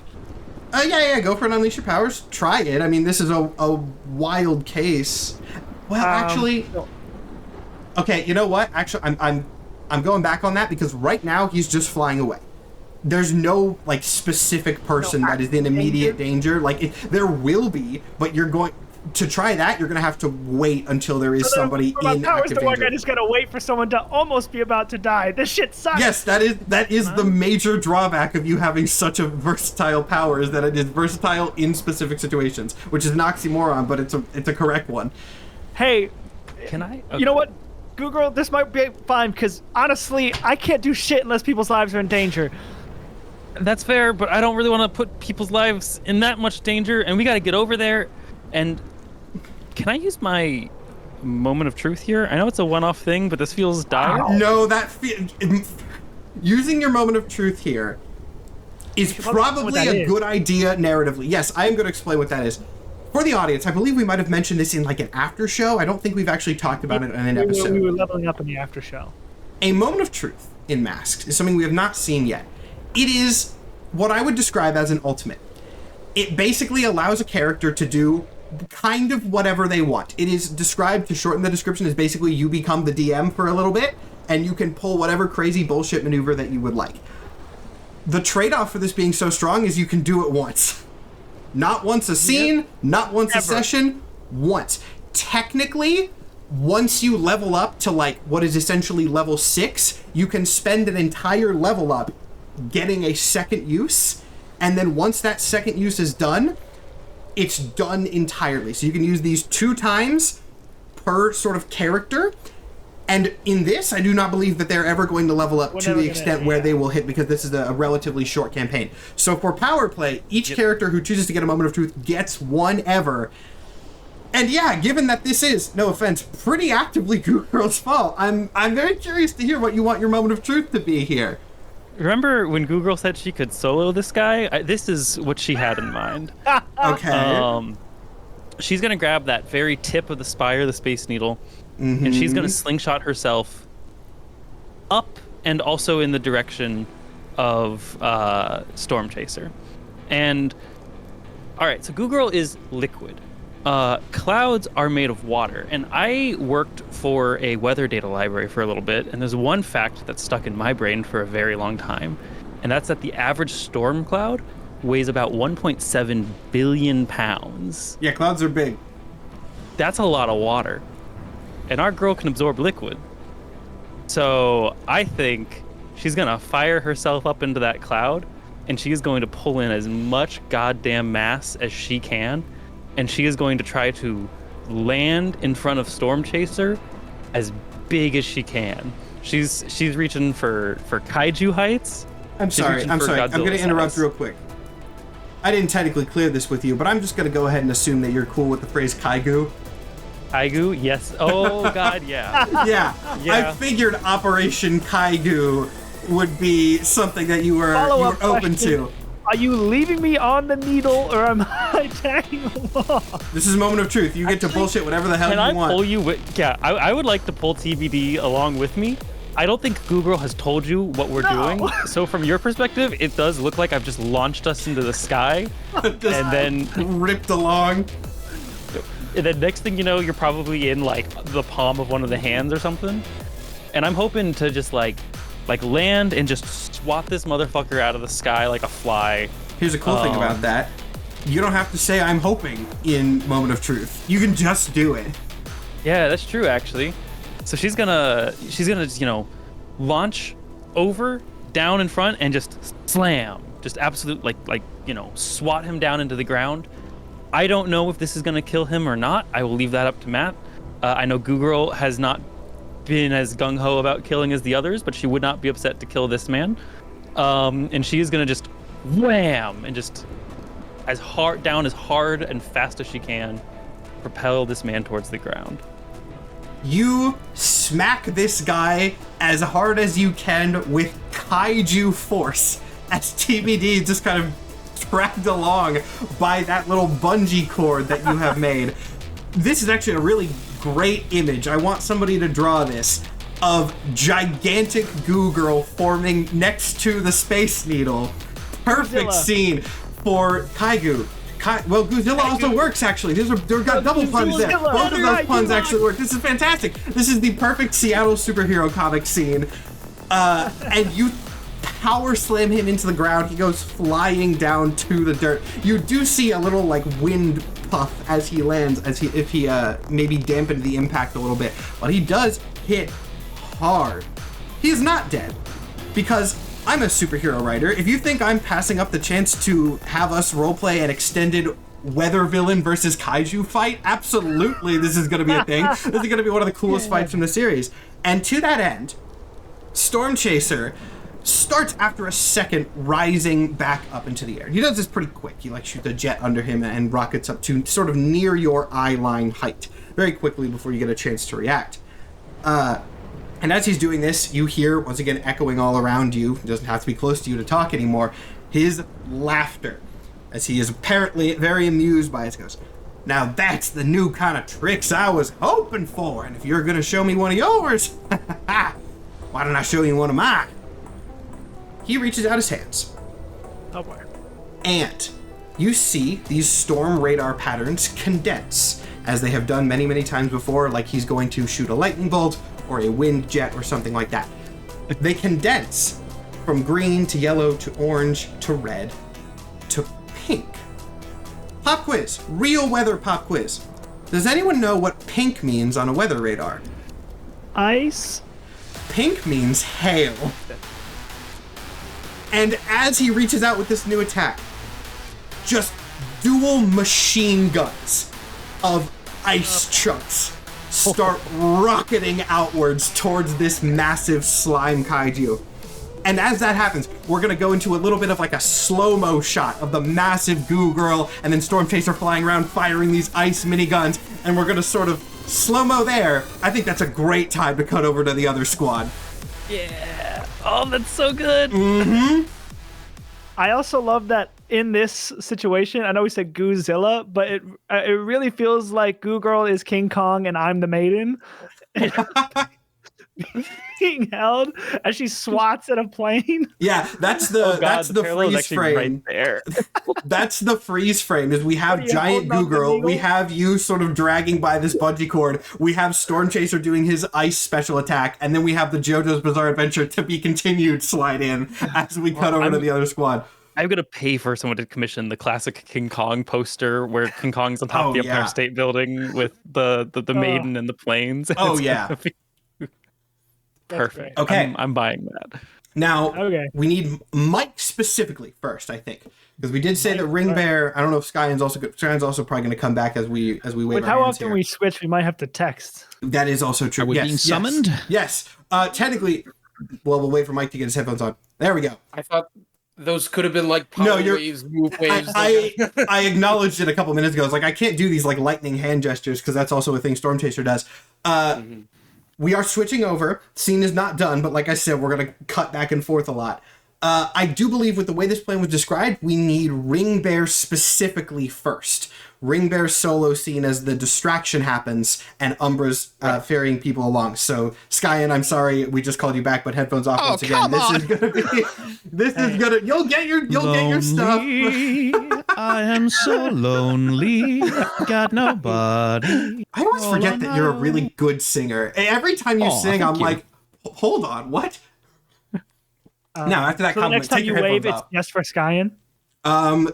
I would heavily assume. I guess it's possible if something weird happens. I probably will just text in the chat because that'll be easier at this point. Anyway, Mike, I'm gonna use this opportunity to use the bathroom. smart. Yeah. We rewind back in time a little bit. Umbra has just dropped you off in the lobby of the Grand Aurelian. For the sake of the world building making some level of sense, we are going to say that there is a maintenance elevator, a nice one, but like not the main elevator in the lobby of the Grand Aurelian does not take you immediately down to the supervillain base, because that would be insane. But we'll say that you can figure out where this is. especially because, you know, you're someone who has access to the base. So, Alice kind of goes, if I'm supposed to, like, wait here, I will do that. And then Alice in her is supposed to be with Umbra. Yeah. Umbra right now is jumping around and dropping off all the NPCs, and then he's going to come back and wait. So he is going to show up here later, but you're going down specifically first. In her full tokusatsu costume, she just, like, awkwardly sits down in a lobby chair of this very fancy hotel and gives you, like, a thumbs up as you go down, waiting for Umbra to return, and then both of them will come down on your signal. So, there you go. You're up here. All right. I go to Network's office. Make straight for there. Okay, you're just heading right there? Yeah. Cool. First thing that's going to be kind of important to note, if you're going through the elevator, yeah, you get to Network's office, you knock on the door or barge in, doesn't really matter, he's not there. Huh. That's weird. I'd like to flag down the nearest worker to see if they know where Network is. Someone rushing by turns and looks at you, you ask where Network is, and they're like, Stormchaser's attacking the city again? I'm surprised you're not there. We're split up, there's a lot of shit going down. Do you know where Network is? Stormchaser's attacking the city, he's on air. I can work with that.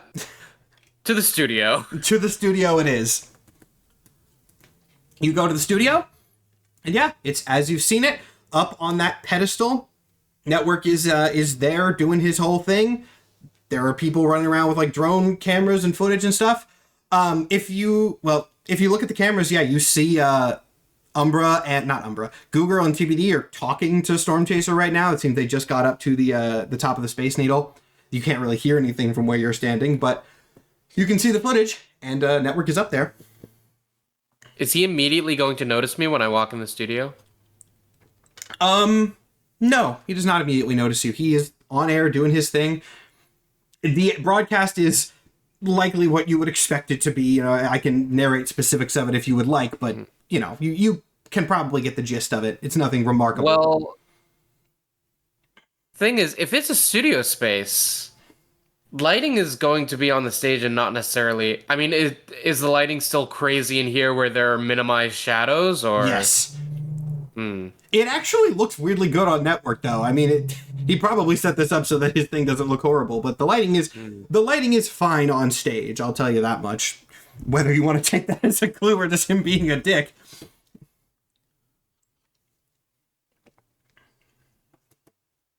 And nobody really, like, questions your... Well, some people, as best you can tell from the fact that they're wearing masks, do kind of look at you weird in the same sense, like, why is she here? Why is she not out there?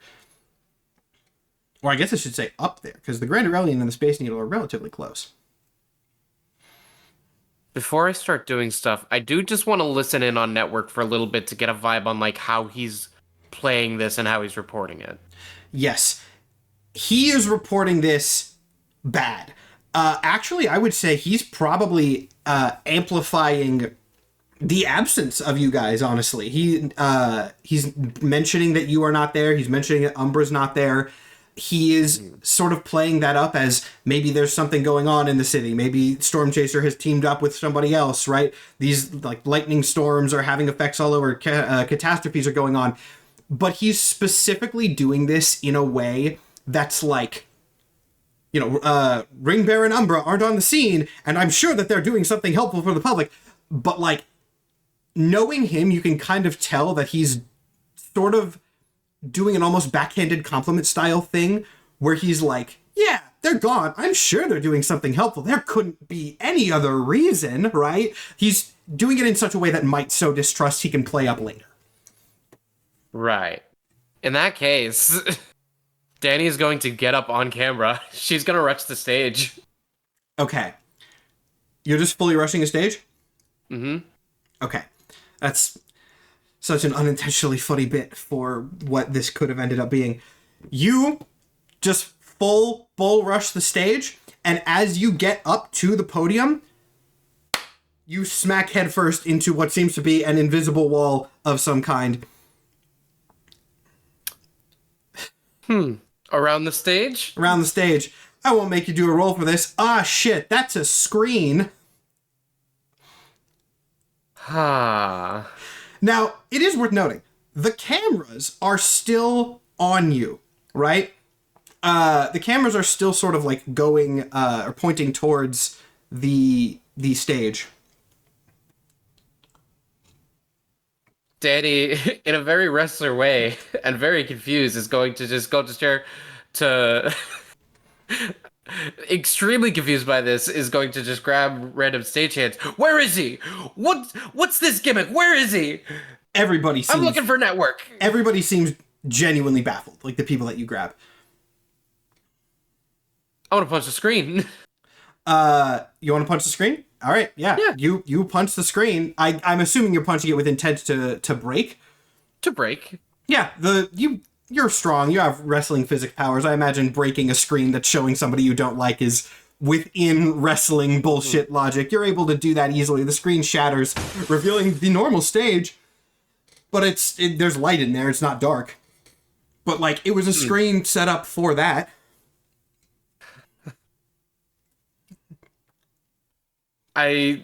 So if I walk forward, will I be walking up to Network now? No, he's not there. That's empty. It's just empty. Fuck. This is not something that, again, people are supposed to prompt, but for the people that correct me on that, I don't care. Make an assess a situation check really quick. Yeah, that's fair. I should have thought to do that. Yeah. All right. Assess the situation. Refresh me. You might get nothing here, but there's a certain thing that I will highlight if you do get good. Assess. It's a superior. Assess. It's a superior. Please let me tell you. Yes. Okay, that's a 7. A 7. Okay, so that is a success. While the people here mostly seem confused, there's a notable detail if you're looking around trying to figure something out.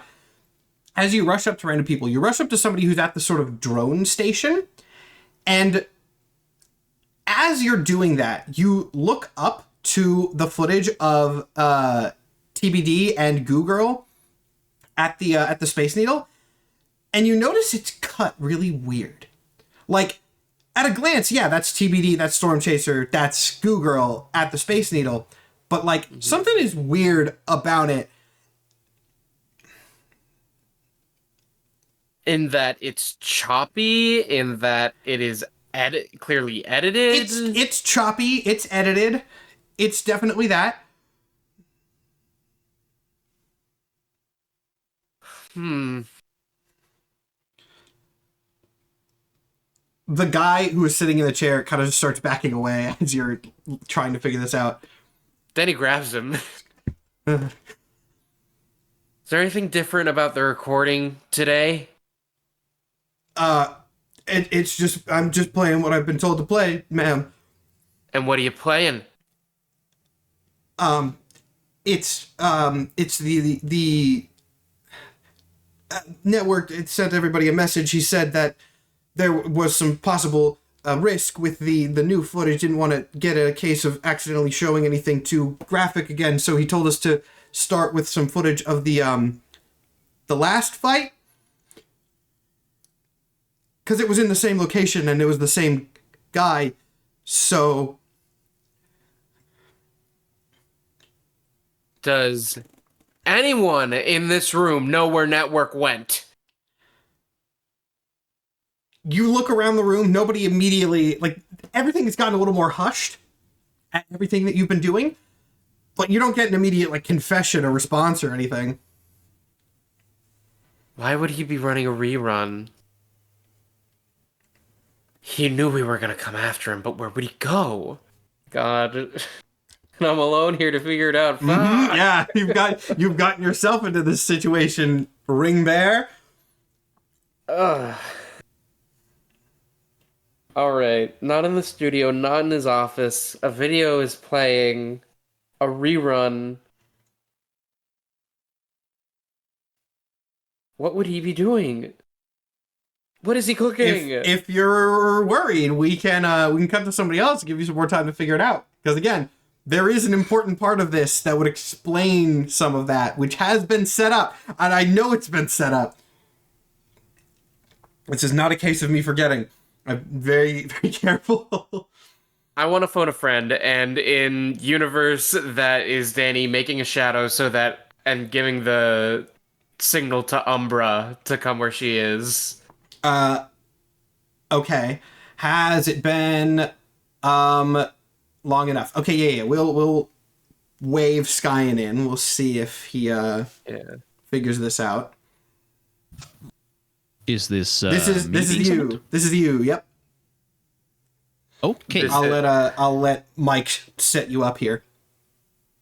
I checked his office. He wasn't there. I checked the studio, and it looked like he was broadcasting, but there was a screen that just looked like him that they were filming for some reason and by the way, reusing footage. we're setting up.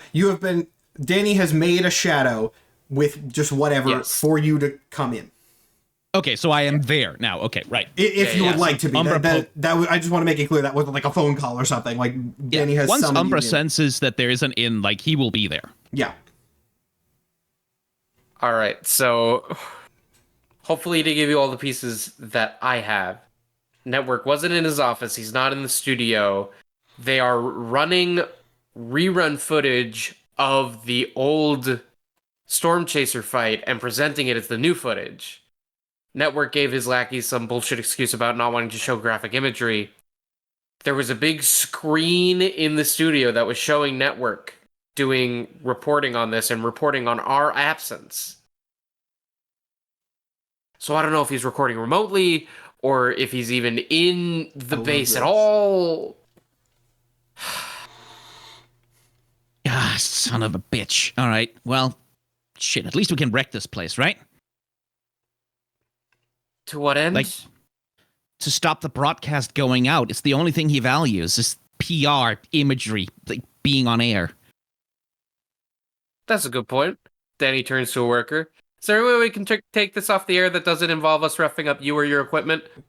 The random worker goes, I'm sorry, can you catch me up to speed here? I feel like I'm missing a lot of things. Why do you want to take it off the air? What's going on? Your boss is evil. He's the guy who sent Stormchaser out there, and he's gonna fucking kill people. Can you broadcast me instead? I assume, correct me if I'm wrong, but you're sort of looking for someone who seems to have some level of authority in here. Okay, yeah. So this woman takes out her tablet and goes, I'm not entirely sure what's going on. I'm going to have to check before we do anything like that, but let me at least get a status update on everything. That's odd. What's up? Seems like something's actually blocking the signal. This isn't going out. And then she goes, hold on, I need to check something, and walks off. And, like, Umbra sort of like, oh, wait, he never found the jammer?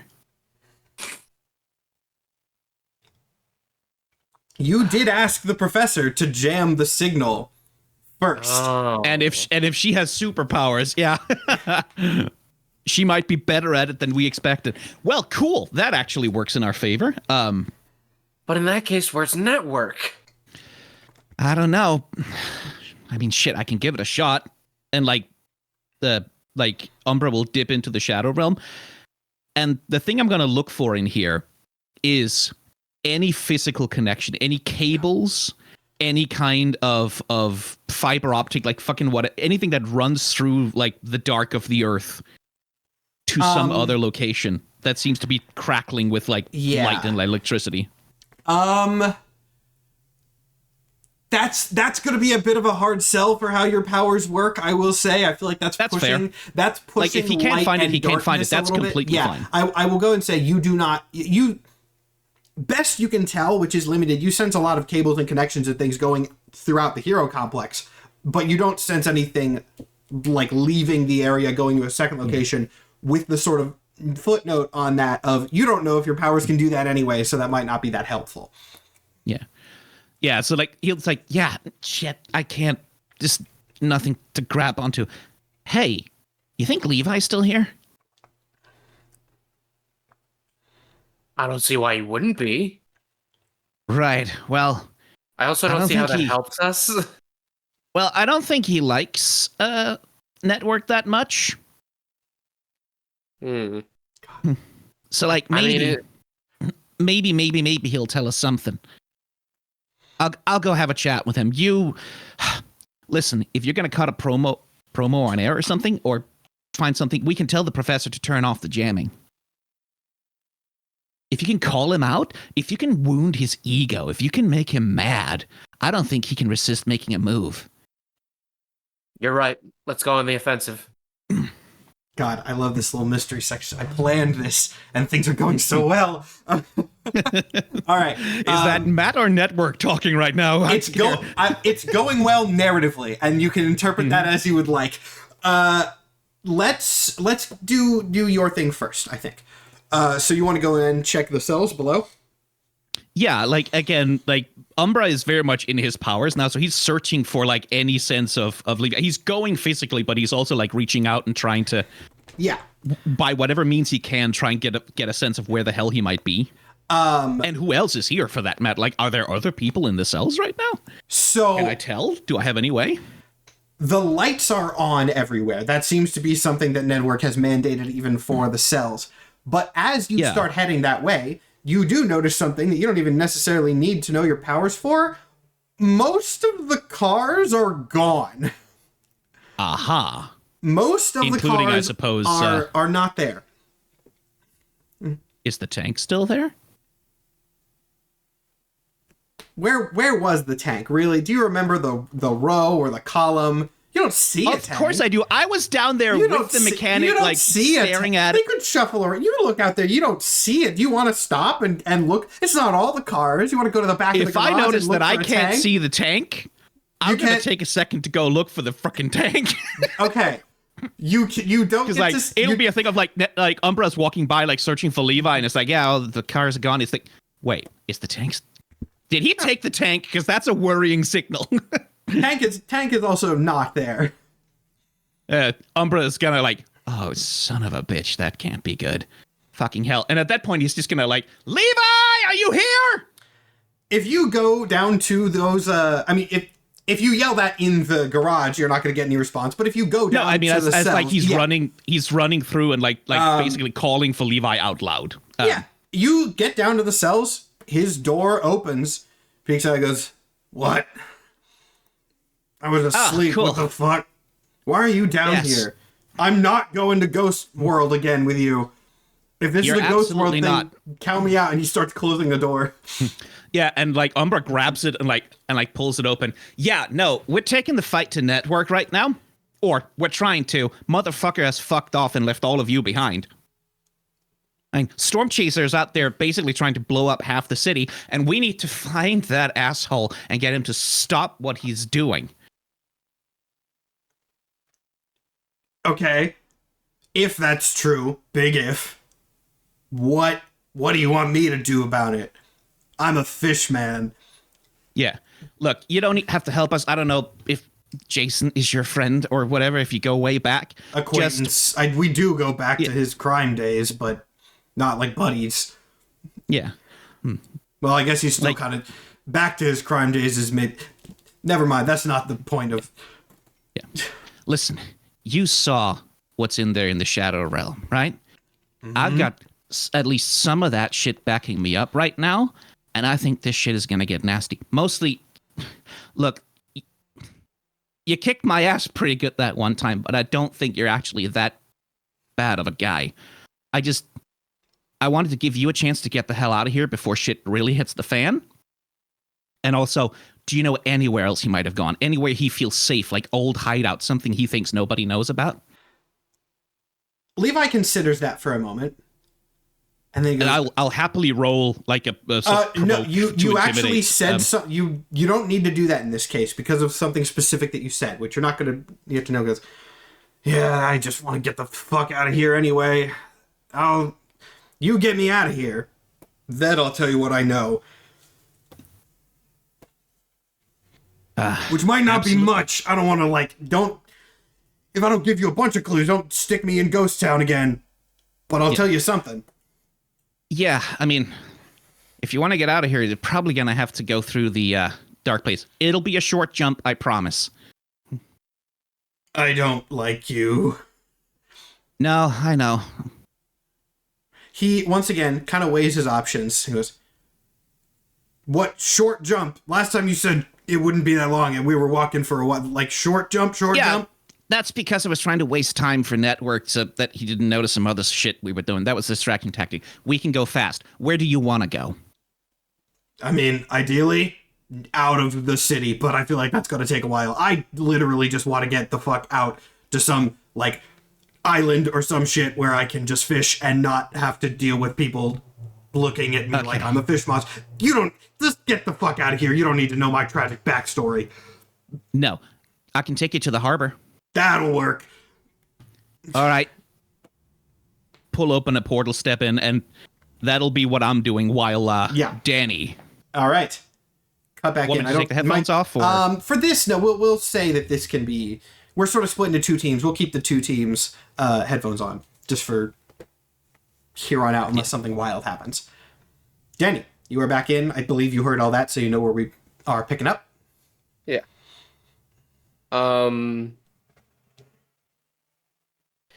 I'm sorry, So, Danny is prepping to do the promo right now, and we're getting back on the air, right? Yeah. Now, I will give you a little sort of, not really hint here, but I'll allow something because this would work.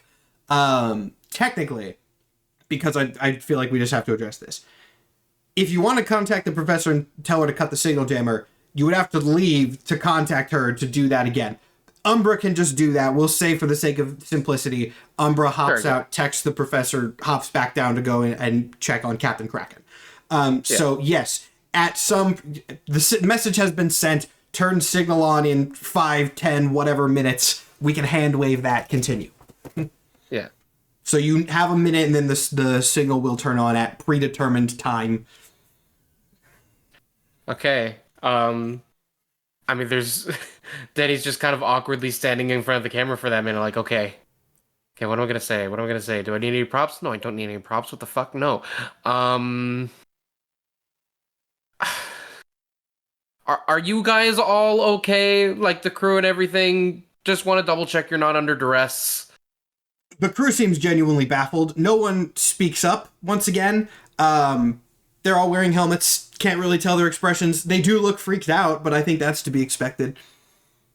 Okay, cool. Just there's a lot of like shit going down, which you're gonna kind of find out in a couple of minutes. So maybe I'll just stop talking now and They don't protest what you're doing. They, if anything, do seem maybe a little scared of you, given that you have been one of the more openly violent members of the team. So yeah, like they seem scared, but of you, if anything. Okay, that's fine. That's fair. Okay. Shoulder rolls. Loosen up.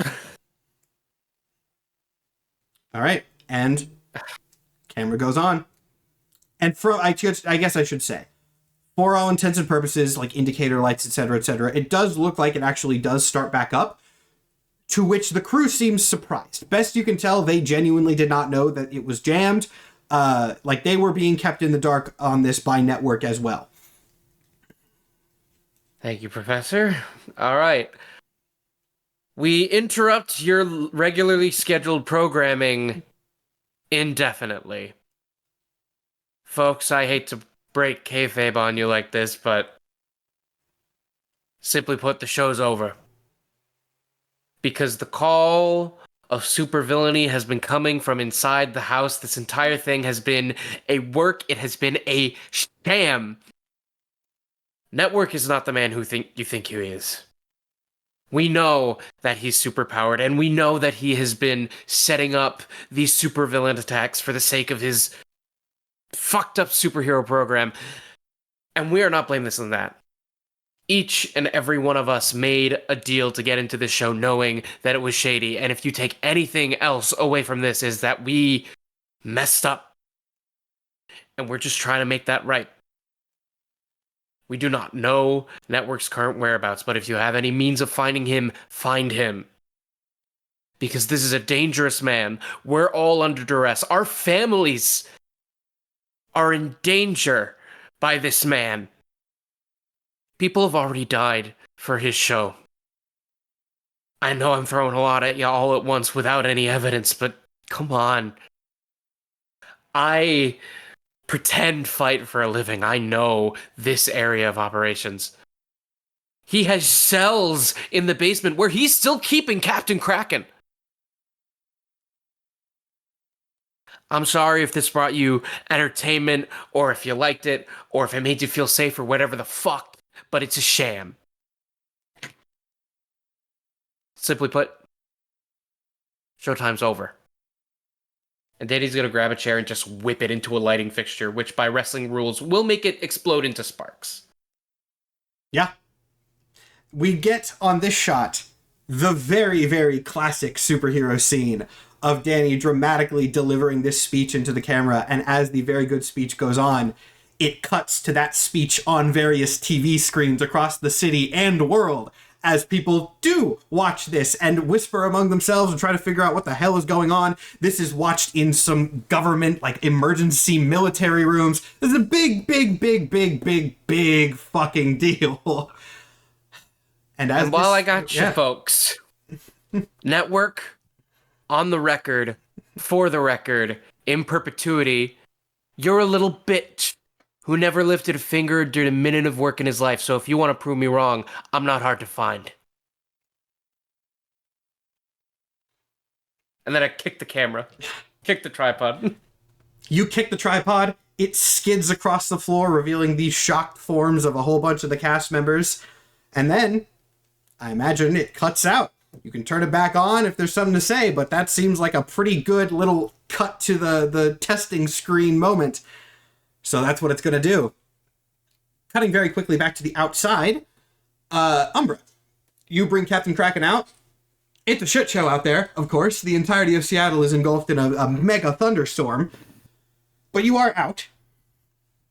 And he kind of like, puts his hands on his knees and leans over, still taller than you when he's doing his, oh, I don't fucking like that place.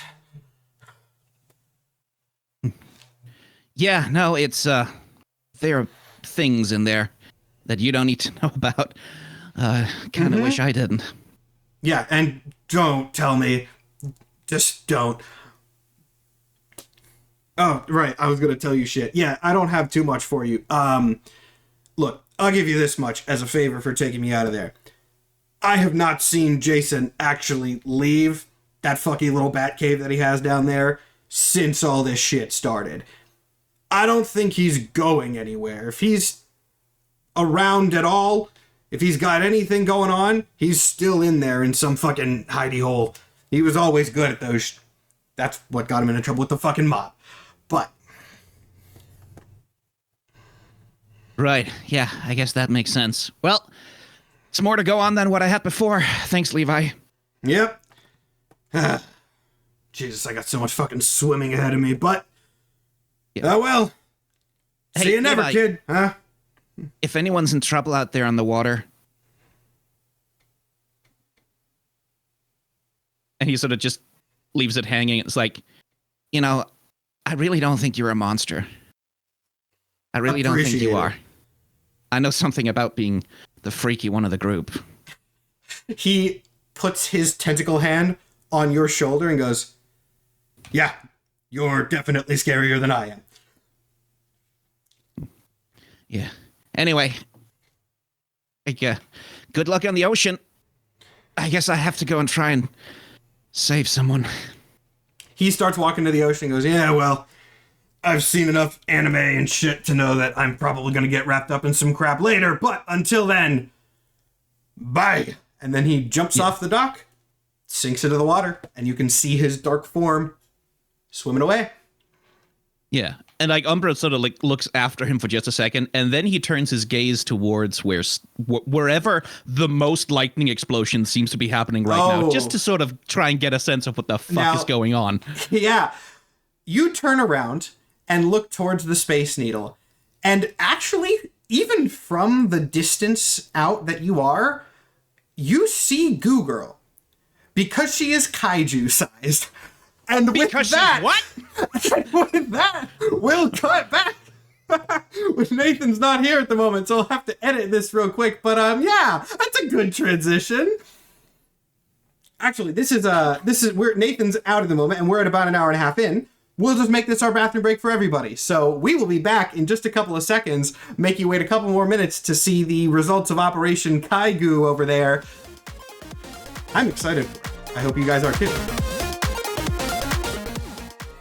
Hey everybody, this is Matt with the second to last commercial break of Power Play. There's really nothing new this week. There was a lot of new stuff last week, but this time it's pretty much just the same as last week. So we will go fast. First off, Patreon. As always, we do have one of those, patreon.com/the D&Dorks. You can get exclusive after shows for each episode, early access to each episode, as well as access to our exclusive Discord community, and a couple new things that are coming next year with some higher tiers we'll be adding. The merch line for Power Play will be launching next week alongside the finale of the show. Again, sorry it was so delayed, but as I've said a million times at this point, I promise it will be worth it, and I can say that extremely definitively now. We're just waiting for the final touches.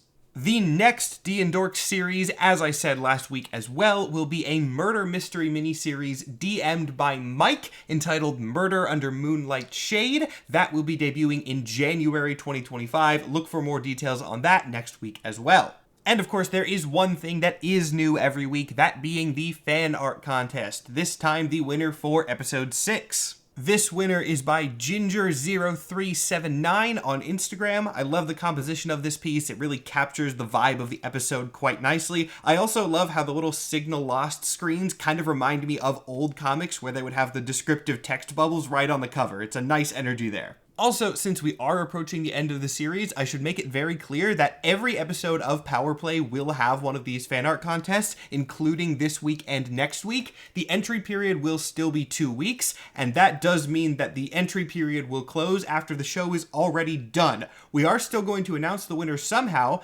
Not 100% sure how we're going to do that yet, because this is the first time we've ever done a fan art contest of this type, but it is still happening, so feel free to submit your entries to sirsuperheroms@gmail.com. And that's about it. We're already done. Expect a much bigger commercial break, but also one full of fun announcements next week in the final episode of Power Play. For now, though, half of this one left, so let's get back to it. All right, and we are back from our commercial break, and we're going to pick up right where we left off.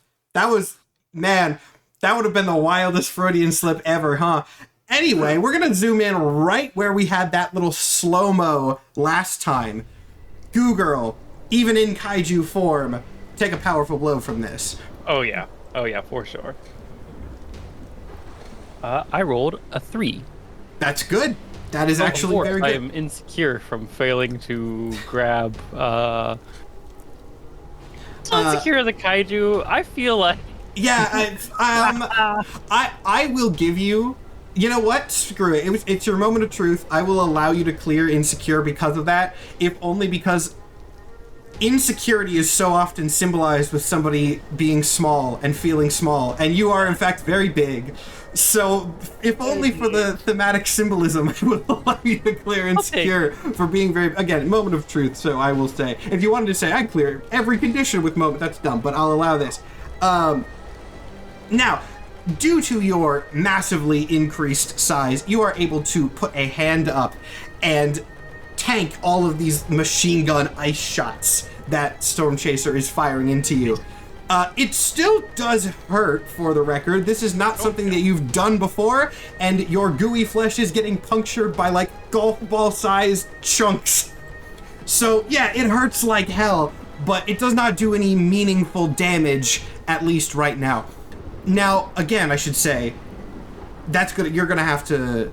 Well, you're up next, sort of, in the quote-unquote initiative order, but I would just say, as this is happening, TBD's kind of just flailing on like a bungee cord, so figure out what you're going to be doing as well, Nathan, but it is kind of up to you guys now that Stormchaser's attack has happened, but not had anything meaningful yet. I like to think I've made my way to Goozilla's shoulder. Yeah, you can kind of crawl your way up this very sticky rope.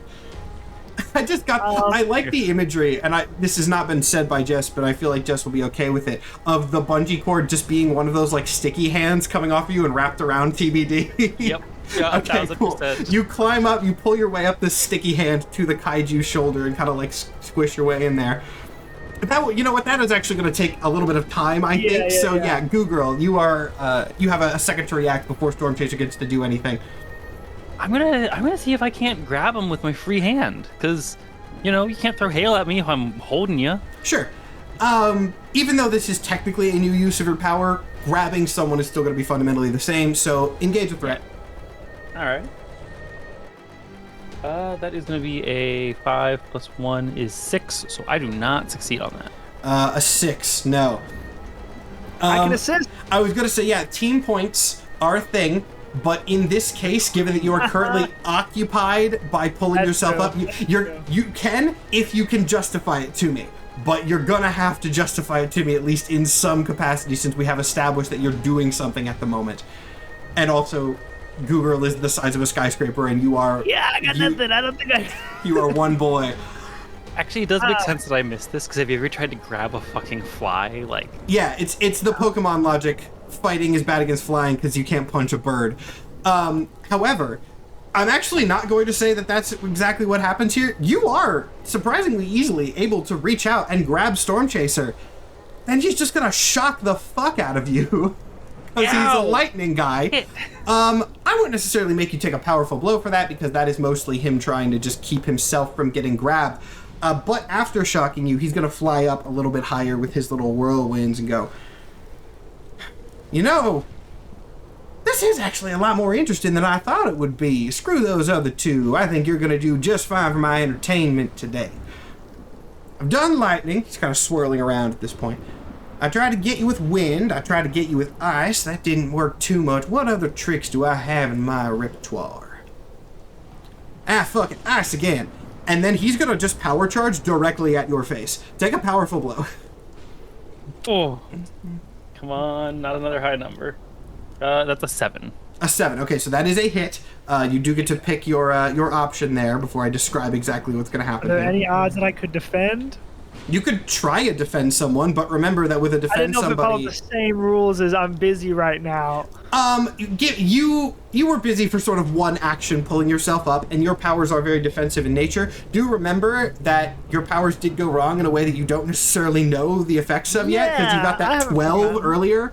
But yeah, technically you can do a defend here. Okay. Roll to defend someone. Get a +3 to this.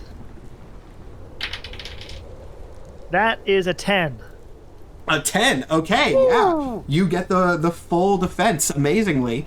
Hit or strong hit. Before we go ahead and do the effect, add a team to the pool, take influence over someone you protected, which I think you already have, or clear a condition on yourself. This might be a good opportunity to clear the guilty against Stormchaser. Narratively, that would probably work. You did save somebody from him at this point. I did. You know what? Sure, I'll clear guilty. Yeah, and that's a strong hit, so you succeed with no negative consequences.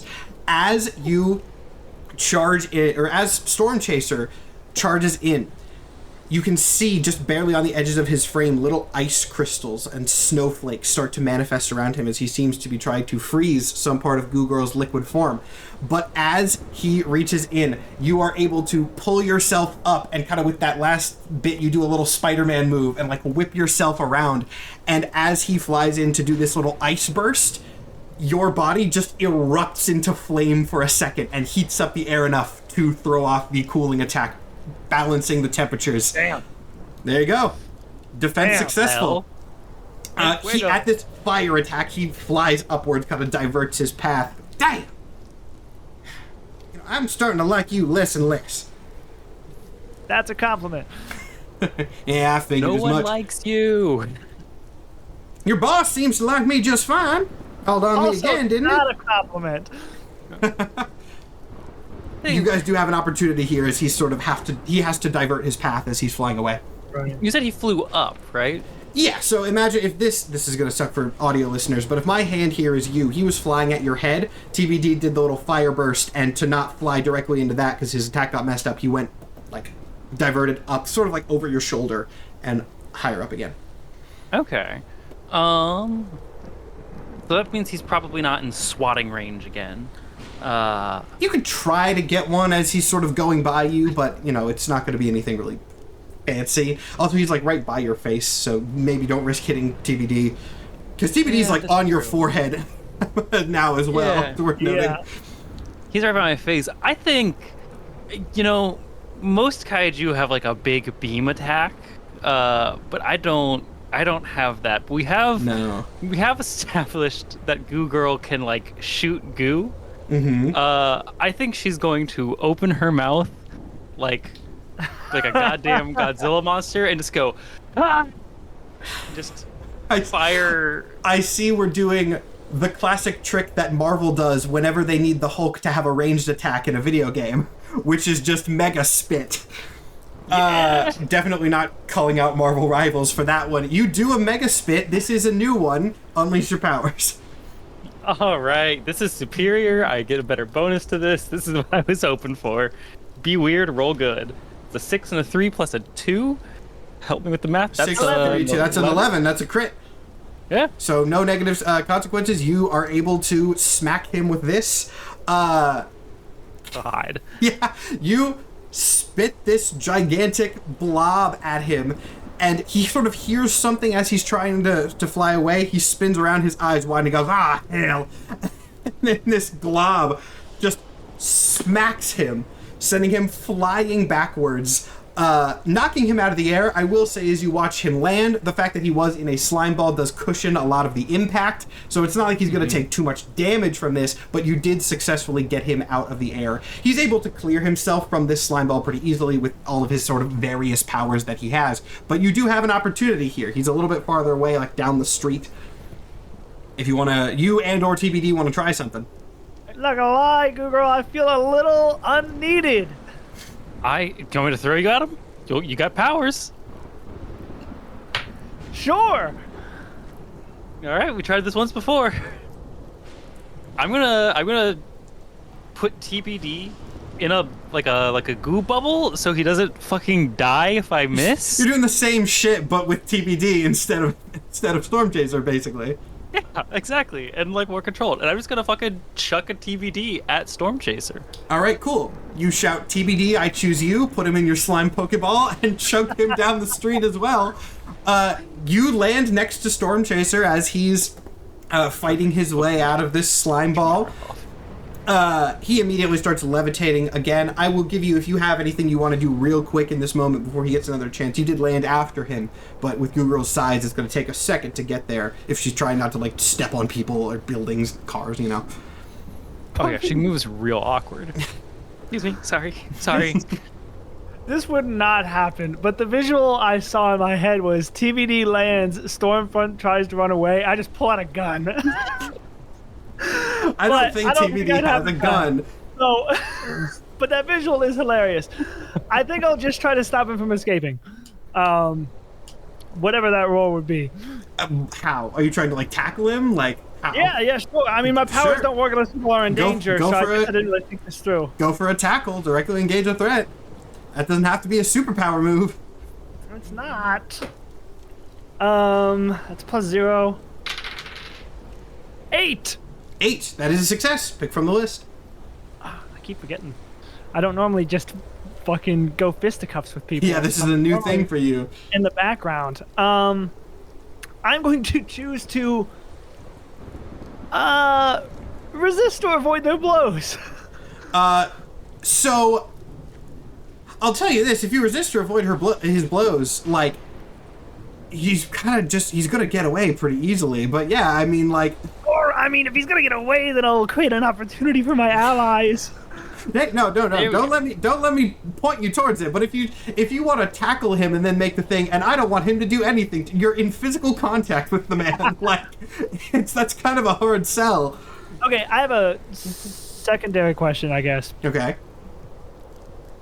Does anything... No, never mind. I know the answer to this. Yeah, create an opportunity for your allies. All right, cool. As is usually going to be the case with Stormchaser, that opportunity is going to take the form of distraction. So, you tackle him as he's getting up off the ground. He is taller than you, but he's a fairly lanky guy. Like, he's muscular, but not, like, buff, you know? So he doesn't immediately go down to the ground. Like, oh, god damn it, not this shit again. You really want to try this a second time? What are the odds it goes wrong twice? Fair enough, let's go up. Tornado forms below you, just a full-on whirlwind, not the two tiny ones that he makes. Shoots you up directly into the sky. Not necessarily away, like straight up from Goo Girl. Yeah, not necessarily away from Goo Girl, just straight up. But you did choose create an opportunity for your allies. Yes, I did. And that's not going to be Goo Girl. No. Oh. Because as you are being whipped around, at this point, honestly, Stormchaser's probably spinning, right? He's letting himself go with the tornado, cackling as you guys whip around in circles, intentionally trying to shake you off of him. And then both of you, but mostly Stormchaser, like through his body, you feel a wild impact just strike both of you, knocking you out of this tornado. And Goo Girl, you can see from an outside perspective that this has come from off the ground, off in the distance, a jet of fire sending a humanoid figure rocketing up from the ground, slamming into Stormchaser and throwing him off course. Now this does cause TBD to fall, right? Ignition Girl does not have the level of control over her flight where she could catch someone reliably. She has thrusters, right? So this does sabotage Stormchaser's chase to escape. He starts falling to the ground once again. TBD, you are falling, but Goo Girl, you can run in and try to catch him if you would like. Yeah, I won't would even like make to you try to roll for catch. it, right? Okay. You're big, Okay. you just have to hold out a hand. You're made of slime, you'll be fine. No, I got you. I got you. There's like a little splash. Flashbacks. So you're not gonna. I'm just gonna like set you on the ground and be like, ground, not falling. Thank no you. dying. Like that. I like that. Thanks, Do Ignition you need Girl. do you need my help anymore? If you want it, I'm happy to have it. But if you got something you'd rather do, do you? We got this here. This dude is not a threat enough for my powers to activate. I might be better elsewhere. Okay. Yeah. No. If he's B-side, then you can do this. He's weak shit.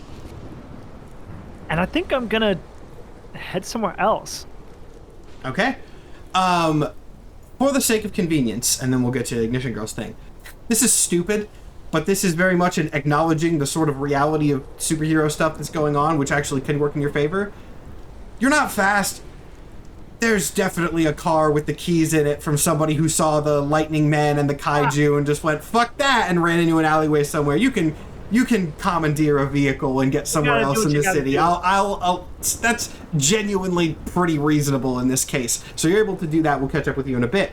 Ignition Girl, after punching Stormchaser, lands on a nearby building next to you, Goo Girl, and kind of shouts up at you and just goes, for the record, this wasn't for you, but you tell your fucking circus friend that I saw her on TV. Fuck you. And then No, that's fair. That was what I said. I was like, your actions are going to change things. You guys don't know, but Danny did a bit of a broadcast, and some people saw that. Shit. Stormchaser is now getting back up, though. So, as that's happening, Nishio Country goes, maybe we can put differences aside for, like, 10 more minutes, though. How the fuck do we deal with this dude? I mean, hitting him a bunch has been working so far. I gotta pick up a streetlight and be like, "Do you play baseball?" Nope. Cool. I'll we'll figure it out. Stormchaser at this point, not talking. He seems equal parts pissed and excited, as you can probably expect from him at this point. But as you can kind of sense, he's mumbling to himself through the wind and the thunder. You see something start to descend from the clouds above him. He is summoning, for the first time, just a straight-up full-size tornado. No more small potatoes here. He's going for the big guns. I will give you a brief second to react before tornado things start to happen. I'm throwing that streetlight like a harpoon, or like a javelin. That's not going to be great in a full-size, like, EF5 tornado. It can move streetlights. Yeah, you're right. You're right. Is there? Actually, you know what? No. You threw the thing. That was your attempt. You throw the streetlight. Streetlight goes in, careens off course immediately because it's a streetlight in a tornado. And then That was dumb. you see something odd start to happen, right? Because Stormchaser, as has been decently well proven at this point, has control over weather, and it seems that however his powers work, he's not directly contained to how weather normally works, right? He uses weather principles but can twist them in different ways. And you see this tornado start to pick itself up off the ground and start to curve towards you. And as he sort of floats out the back of it, he very dismissively does a little hand gesture. And you're going to get struck with what I can only describe as a tornado spear. As this thing javelins directly back on the path you through the streetlight towards the center of your kaiju form. Real anime special attack vibes here. There's lightning coursing through it. Definitely powerful blow for tornado spear right towards your heart. Yeah, let's see how this goes. So that's a 6 and a 4? Oh, shit! So, okay, I know I said I was leaving. Nope, you did in fact say you were leaving. And I also, while Ignition Girl is helping, she is helping more because of Danny than you. She does not particularly like you still, and so while she will help you, she is not going to defend you by putting herself in the line of fire. Yeah, tornado spear. I mean, pick your option, and then I'll describe what exactly happens here once I'm informed. But hey, he had to get some cool anime special attacks off, and this one counts, I think. I'm going to take 2 from the previous list, 2 from the regular hit list. I'm going to mark 2 conditions, because I think in this moment, Goo Girl's going to be, I forget which ones work the best. I think maybe Afraid. I think this is the first attack that has like really seriously affected Goo Girl, probably, and this is while she's at her most powerful. And I think Angry. And then the other one, Ignition Girl and I don't get along very well already. And so if I verbally lash out at her, that feels in character. Especially because that's the other thing that happened last time Goo Girl got shot in a fight, was she blamed somebody else. So I think after getting hit, she's just going to be like, are you just going to stand there or are you going to do something at Ignition Girl? She does not respond to you, but you see a little burst from all of her thrusters. And you get the sense as she sort of rockets off, again, not away, but towards Stormchaser. Yeah, don't... In this case... You are not teammates. You are both fighting the same villain at the same time. If there is collateral damage or assistance that you need, don't look to it from her. But the enemy of your enemy is not your friend. That's the succinct way to put what the situation is for sure now, right? Oh, yeah. If there was any chance in this scene of winning her over, it is gone now very definitively. But she is going to take an opportunity to go in for another hit on Stormchaser, and even though I'm not technically supposed to roll dice for all intents and purposes, I think it's better narratively if I do. So we are going to do that. And she's going to crit. Wow. She's mad about that. So let me. Man, now I have to remind myself of the list. I don't do these rolls. Let's see. Resist or avoid their blows, take something from them, create an opportunity, impress, surprise, or frighten. Not going to create an opportunity. We just scratched that one off the possibilities list. But I do think take something from them or resist or avoid their blows doesn't really track for her. So we're going to go for take something from them, impress, surprise, frighten, because that is, I think, something that's going to work in this case. So, here's how we're going to describe this whole thing. We're going to do this as a one cohesive movement, right? Stormchaser summons this tornado to the ground, and as it touches down, stretches out a hand, causing it to curve and lash out towards Goo Girl. With this coursing spiral of wind and lightning and debris, it spears a hole right through the center of your liquid form. That doesn't kill you, of course. You are liquid and can tank things like that. But it definitely hurts like hell. You do now have a hole going through you. There are sort of ripples and little flashes of electricity around as the damage from this subsides. Even when you do reform, it's not going to be as clean, right? There's going to be some debris floating through there. It's going to look a little bit more like battle damage. And as you fall to a knee or do a sort of superhero, but whatever your reaction to that is, behind this tornado, which you do not see as you're looking down, Ignition Girl's going to take opportunity after you shout at her and go in for really the only move that she has in her repertoire, at least at this stage, and just do another jet punch, which does work. She does another flying jet punch, knocks Stormchaser. He does not fall all the way to the ground, but he does a little bit of a spin before catching himself. And then he does turn to her. He smirks again. You can kind of tell even from your position in his mind, you are no longer the interesting one. It is her that it might cause him a little bit more attention. So he is going to lash out at her. And once again, we're going to treat her like a character for this scene. Do a little bit of a roll here. Oh, okay, she actually did pass the powerful blow check. So we're just going to say, as you're recovering, they are now in a fight, right? Stormchaser has abandoned you after the tornado attack, and he is firing these lightning shots as she's just doing these little jolt thruster moves around, trying to punch him. Very, very, very much a Shinra Fire Force kind of thing, where she's dashing around, he's spinning. You do have an opportunity or a chance to react to that in there, but keep in mind, both of these fighters are in the air and extremely mobile, so it's going to be hard to hit one of them. It's going to take a lot more effort to target like that in this case. So I think this is maybe not the best plan, but this is where I went to first, and that's how I've been trying to play Goo Girl, is the first idea goes. She has previously been able to take on properties of things that she's absorbed. Is there a gas station nearby? This is a horrible idea. Wild. Hey, here's what we're gonna do. Do realism. Google Maps.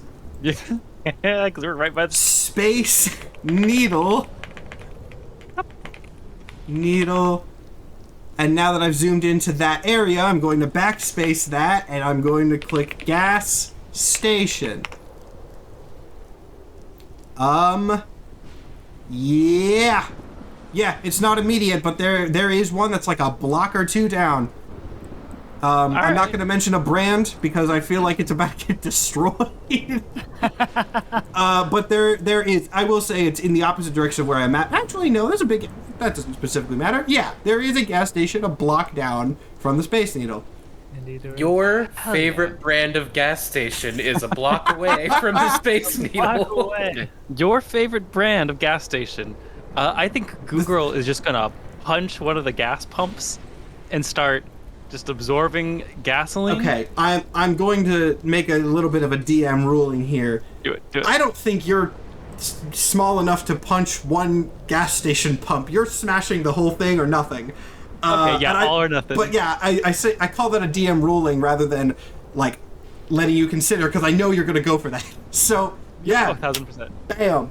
You start absorbing gas from this place. It's not a lot, but there's tanks below the ground, and comic book logic says you're absorbing gas, so you get what you want. We'll allow that here.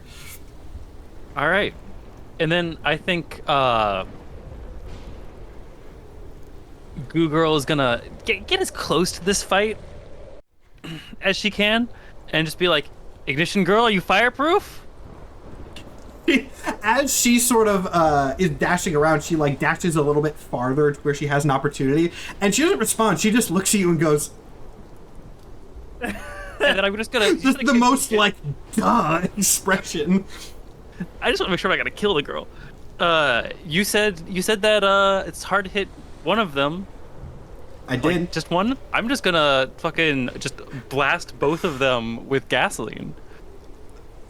Okay.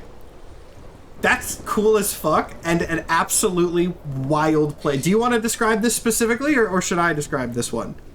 I think you sound like you've got an idea in your head of how to describe I kind of do, but I wanted to give you the opportunity, right? I mean, we've been describing this like anime special attacks this whole time. This is meant to be the anime fight of the series. So, as we have these two combatants very much doing the anime two characters flying around dashing thing, you know? You have the, quite frankly, genius idea that one of the combatants is on fire, and if you send a wave of flammable liquid over there, that's absolutely going to work. So, they're dashing around. They're trading blows. They're shooting fire and lightning. And you fire this wave of liquid, which, with the position that they are currently in, arcs over Stormchaser first. So from behind, he gets hit with this big splash of liquid. Not like with enough force to knock him out of the air or do anything like that. He's used to playing with powerful forces, and I don't think you're doing this as like a hydro pump style attack. So it just kind of cascades over him. He barely even notices it. It's raining. There's a lot of water in the area. But then, as it courses forward, in front of him, it goes into his opponent. And as she's throwing a little bit of a jet punch, the gasoline goes over her arm, hits the jet on the back of the elbow, and a flamethrower burst flashes forward from that, going directly forward in this flaming cone right into Stormchaser's face. He is covered in gasoline, immolates immediately. Now, it is raining and he has wind powers, so he's probably going to be able to extinguish himself pretty quick. But it's gonna hurt like hell, and the shock of it's raining and suddenly everything is on fire is enough to stun him. You hear a unusually high-pitched rumble of thunder as he screams and starts falling to the ground from that. Ignition Girl, for her part, also looks stunned because she didn't do that. She kind of looks at her hand in shock, but she can't hover. That's not how her powers work.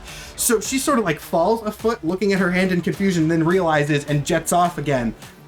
Not like leaving the scene entirely, but continuing her movement. Nice fucking move. Crazy. Thank you. And I think I'm gonna just follow up with a. I mean, if Stormchaser is going down towards the ground, I'm gonna follow up with a ground punch to just make sure this time he hits.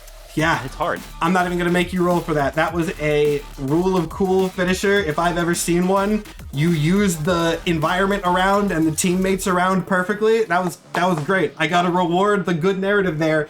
You power slam him into the ground, and he does not get up. He's not, well, you don't necessarily know if he's dead or not at the moment, at least. I don't think that's your priority. But you slam him into the ground, he does not get up.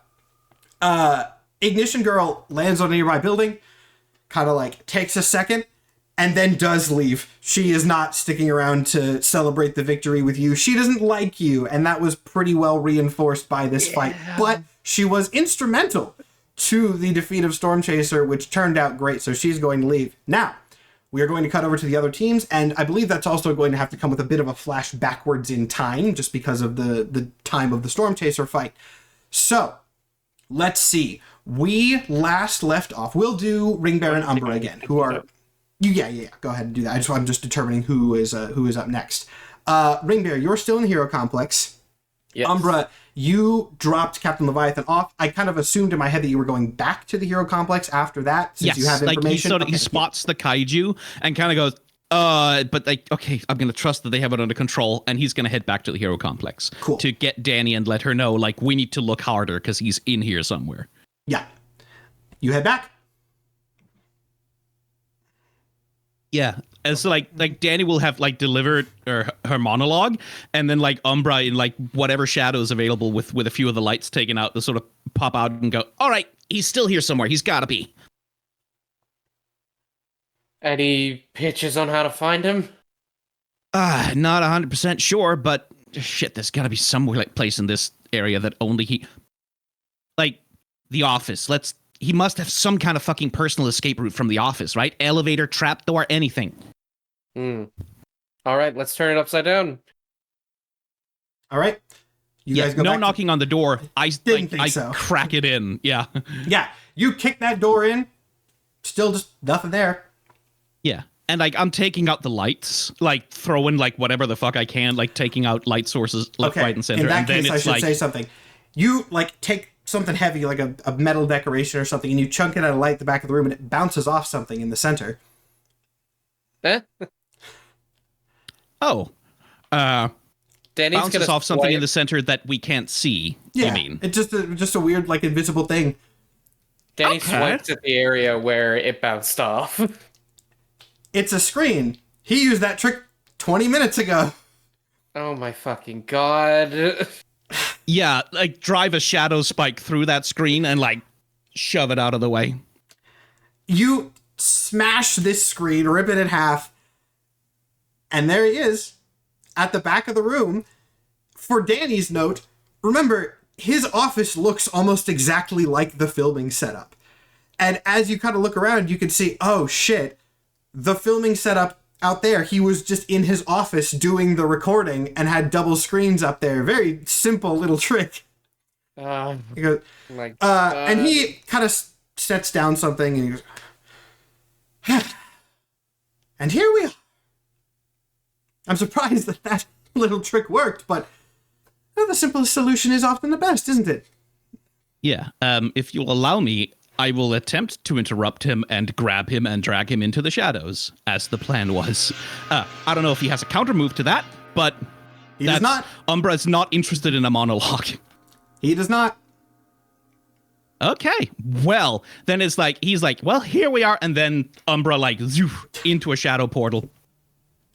And, like, Danny can follow if she wants, if she moves fast, but that's what Umbra's doing. Probably gonna follow, yeah. Lunge with you. You drag him into the Shadow Realm. He kind of looks around, seemingly in shock. And also, immediately, once he's in, probe for powers. Yeah, he does have powers. You kind of knew that, but... Yeah, this is not I like was a just fake gonna make outer- goddamn that- sure yeah. that this wasn't a fucking android. Yeah. No, you're very right. I was like, oh no, he definitely has powers, and then that clicked immediately. I was like, oh, that's not really what you're checking. Yeah, he does have powers. This seems to be the real guy, best you can tell. Yeah. Hey, Jason, welcome to my home. Horrible lighting in here, really. Yeah, well, the owner doesn't like it when it gets too bright. So, what's the plan? How many people are gonna die because we did this to you? A lot. A lot.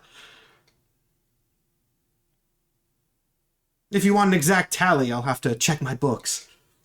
Well, good, because then I don't really have any incentive to ever bring you back out of here. So, Danny, want to just go? I'd love to beat the shit out of him until he tells us what the fuck he's even doing and what his goal is, if that's okay with you. I mean, it's your home.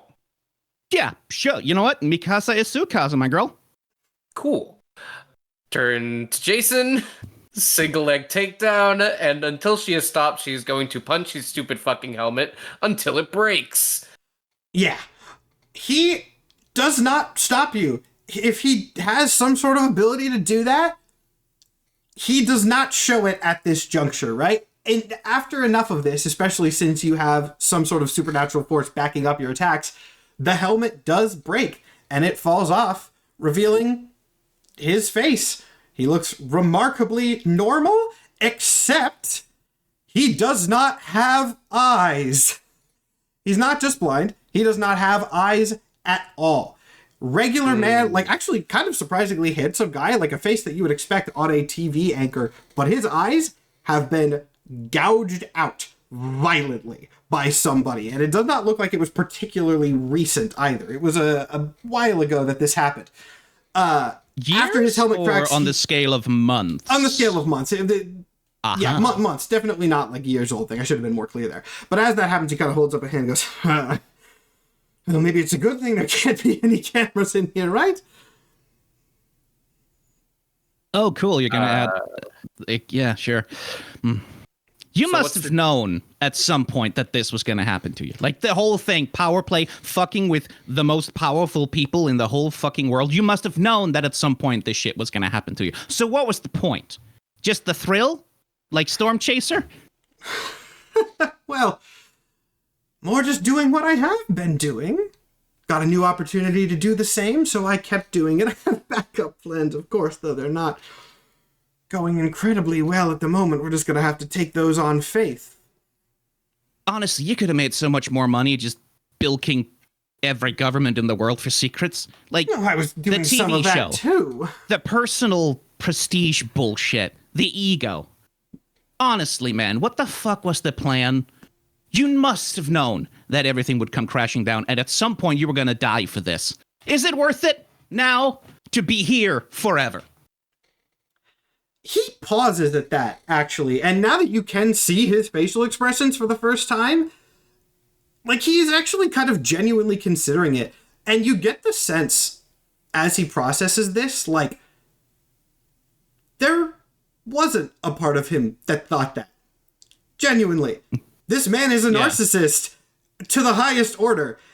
And the fact that his plan could fail like this genuinely never really crossed his mind. His power is information, and with the information that he had, all of that could not filter past his narcissism to get to the point where, this might actually fail. But after a moment of thinking about this, go ahead. Umbra realizing that, like, sort of like looking at him, oh my fucking god, you didn't even see this coming? I saw some of it coming, don't get me wrong. I still have things up my sleeve. It's going to take a little bit more than just you to make this... No, you don't. You don't have anything up your sleeve. You don't know what the fuck I have just brought you into. You don't know what's down here. You don't know who's watching now. You don't know who else had their attention caught by the lights in the sky. Say that again. I don't think I will. Fine.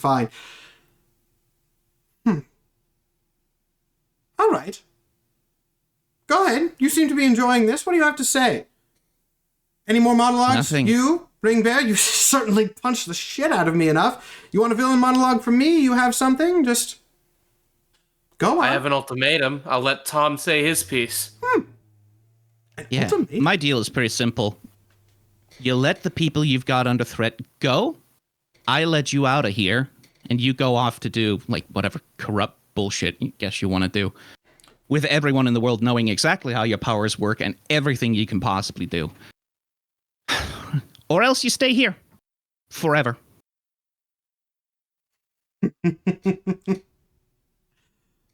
Okay. I think I can work with that. Drop me off. Go ahead. You haven't... I heard something about an ultimatum. Yeah. Danny, your turn. I'm intrigued. Wow me.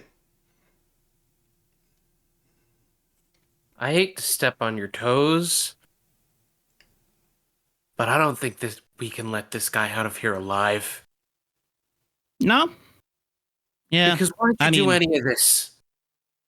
Seriously, give me a compelling answer and I'll let it go. But from what I've heard, you've just endangered the lives of people of my family for ego? Not even for money. Money I could understand. I'm in the business of terrible people doing things for money, but you... just for fun? Small correction. Do you understand how hard living is and persevering is? Ego is not purely the motivation. I do like to use the phrasing of power play. It's in the name of the show, as I've said before. I don't like being subtle as much as I can get away from it. I've done this for longer than you've known how to speak. I would imagine. You called me Jason, you know my secrets, you likely know what I did before this. Do you know how many powerful people I've had under my thumb over the years? How many I still have under my thumb? It's fun! I have information, I have blackmail, I get to control people, pull their strings like a goddamn puppet master. That's the game. And it's enjoyable at every fucking level. Has it gotten me into some trouble? Oh yes! Look at my fucking eye sockets. But this gave me a better way to do it. You think I'm gonna stop when I've been given a gift by the universe to do it fucking more?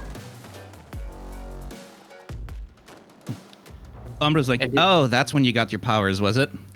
When you pissed fucked off up the so mafia, bad and you had no Tom. way out? Yeah. Because you're an asshole and you're an idiot. Look, when you manipulate as many people as I have, this idea of mutually assured destruction becomes very, very powerful because if one person tries to take me down, I leak everything. No billionaire politician, what have you, can touch me because then all the others are going to be very, very pissed and I'm not going to be around to take their anger out on. So who do you think they would take their anger out on, Tom? The person who took me out in the first place. That worked for years until one fucking idiot decided to try his luck, kidnapped me, gouged out my fucking eyes in a way to... I suppose it was some sort of dramatic irony. I saw a lot. Now I wasn't going to be able to see anything again. You know how those crime guys are. They can be dramatic with shit. And then suddenly I could see. Wasn't through my own eyes, haven't gotten that luxury in a while, but right as there was a gun pointed down the barrel of my fucking face, I saw from somebody else's perspective and I was able to duck. Powers, Tom. I'm sure you had a similar experience, though maybe not as criminal in nature. Tom sort of chuckles. Oh, you have no idea. You really don't. I didn't. I don't. You're right. I'm an investigative journalist. I get to know a lot of things, but I'm not a scientist or wizard or whatever is required to understand this shit. But I learn fast because I pick up on the things people say, Tom. And that's something you clearly haven't learned yet. You need to improve on that, keeping things locked down. You're impulsive! Nah. And that's why I'm like good. you. The less like you I am, I think the better off I'll be. And if you die here, away from your contingency plans and little toys, what then? If I killed you now, how would you feel?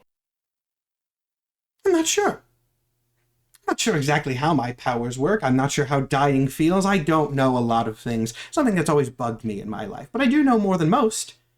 And I know that Tom, fucking idiot that he is, mentioned that something in here was watching. Oh, fuck. You sure you want to light that candle, buddy boy?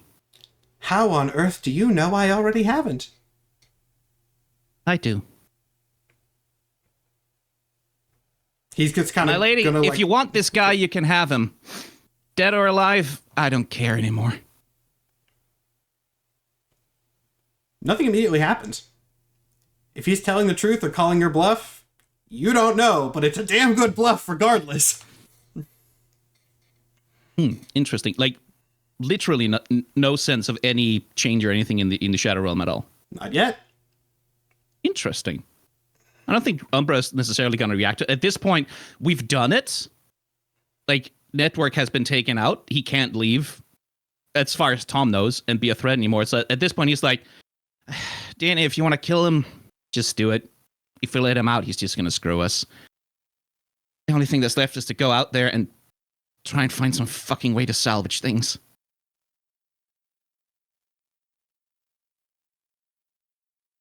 All right, then. Here's the deal, champ. And Danny sits on his chest, cross-legged. Never really killed anyone before. Not on purpose. I don't really love the idea of doing it, but it's kind of my job, isn't it? Because that was your big mistake. You took a second chance at life to correct the mistake you made, going after powerful people only so you could become one of them, stamping on the masses. And then you got into the hero business. So under your behest and with your pay, I'm gonna do my fucking job and rid the world of one more evil. No wrestling move, no nothing. Just two hands around his throat, strangling him. No roll needed. As morbid and violent as it is, it seems to work. His body goes limp, and he stops talking.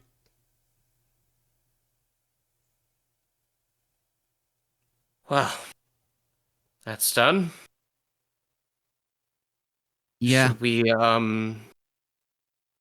Should we get his body topside? Should we bury him? Yeah, and Tom will come over to Danny and like grab her around the shoulders. Is there air in here? Technically.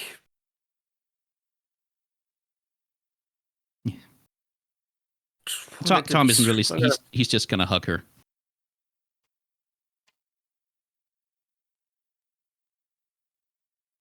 Was there a right thing to do here? No, not anymore. I think we sacrificed that the moment we signed the contract. He never sent the fucking thing.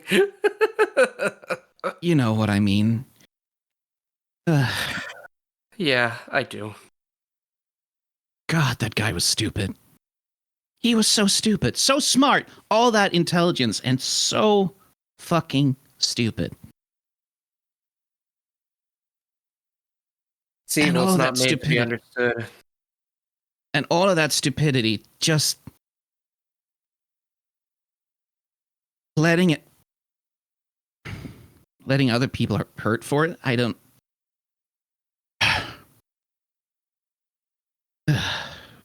I don't know that that was the right thing to do. No. I guess he thinks he has an in with something down here. Maybe there's a god that's taken an interest in him. I don't know what the hell I can do about that. Just, and like, sort of looking out. Anyone who wants to try and take him and use him, just know this man is incomprehensibly stupid. And he will screw up whatever task you set for him.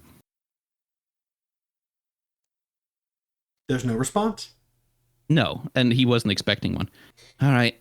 What do you mean by gods, Tom? And Tom just like gives her a look like, you saw what happened in the sky with the catalyst, right? Sure. You think that was science? What's in here, Tom? What was watching us? And like he's like, I don't know that much about her. Her name's Ereshkigal. She's the Mesopotamian god of the dead and the dark. And I didn't get powers from the catalyst. I got my powers from her. And she decided to... She offered me a deal. Be her herald or die. I didn't even know about it until a couple of days ago. So I guess I'm stuck with her now. She protected us in the night.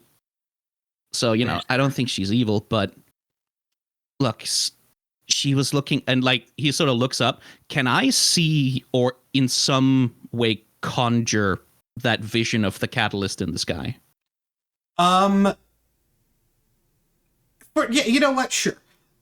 Just for narrative purposes, yeah, I think it'd be more interesting if you could. Yeah. So you kind of like reach out to Ereshkigal, and Ereshkigal does it. Lore-wise, we won't worry about it, but yeah. Yeah. Like that was not supposed to happen. Whatever gods exist, I don't fucking know. Like, is the Christian God real? Jesus, that would fucking suck.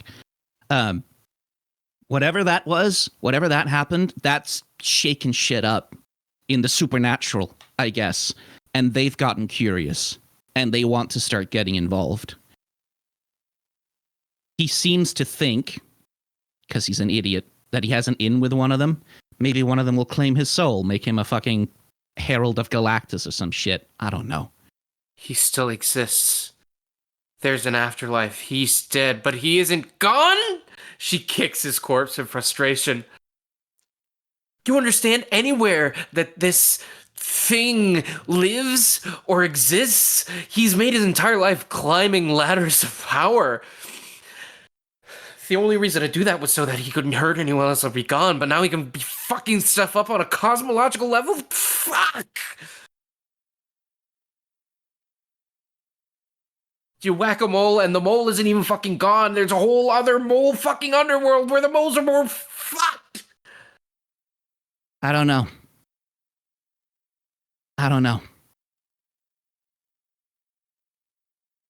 But at least for now, he's stuck down here. As far as I can tell, I'm the only one who can actually come and go from here.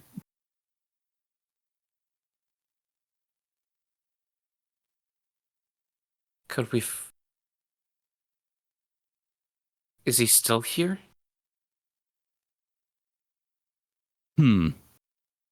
I'll use Dark Visions. My power. Yeah, so And Dark I'll- Visions is just...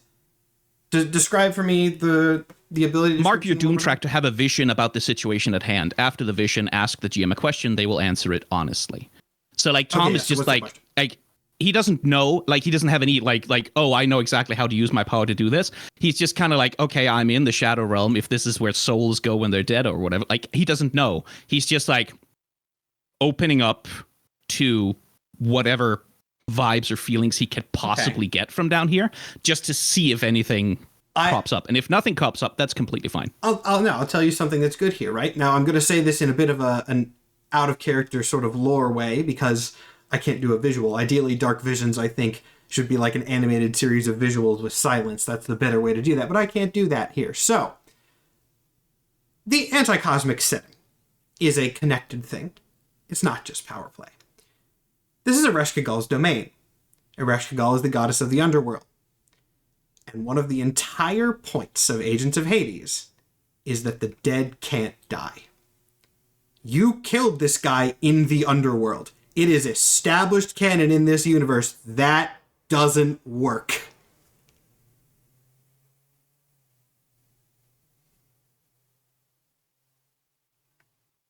If Tom sort of gets a sense of that, Can I check network for a pulse? Yeah, go check a pulse. You won't find one. He's dead. Yeah, I think if Tom gets a sense that like he's dead but he's not actually dead, that there's something still left of him,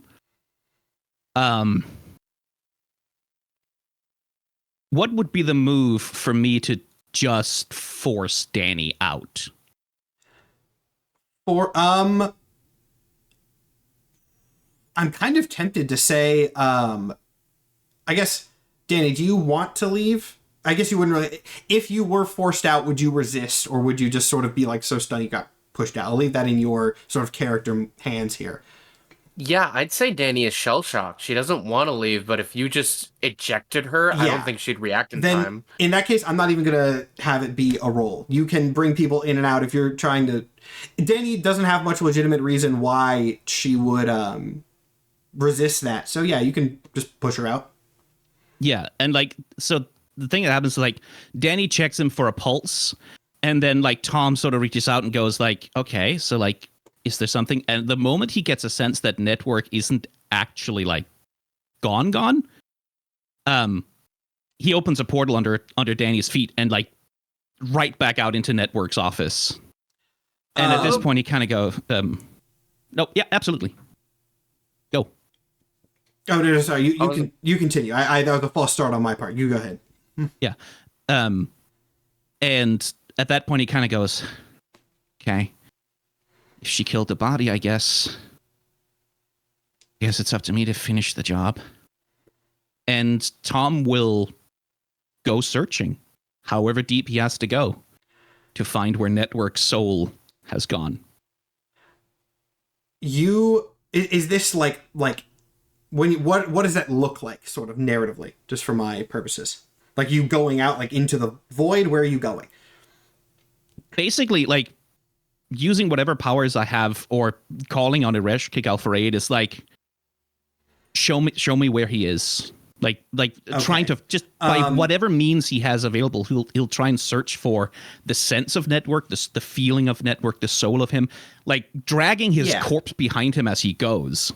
In that case, I'm actually going to say you don't even have to. If you start dragging his corpse behind him, you hear the corpse start laughing. Oh, yeah. I didn't know that trick was going to last for too long. Hard to keep a straight face when I got kicked like that. But wow, things really do work out in your favor sometimes, don't they? Yeah, shadows come up and like just clamp shut over his mouth. All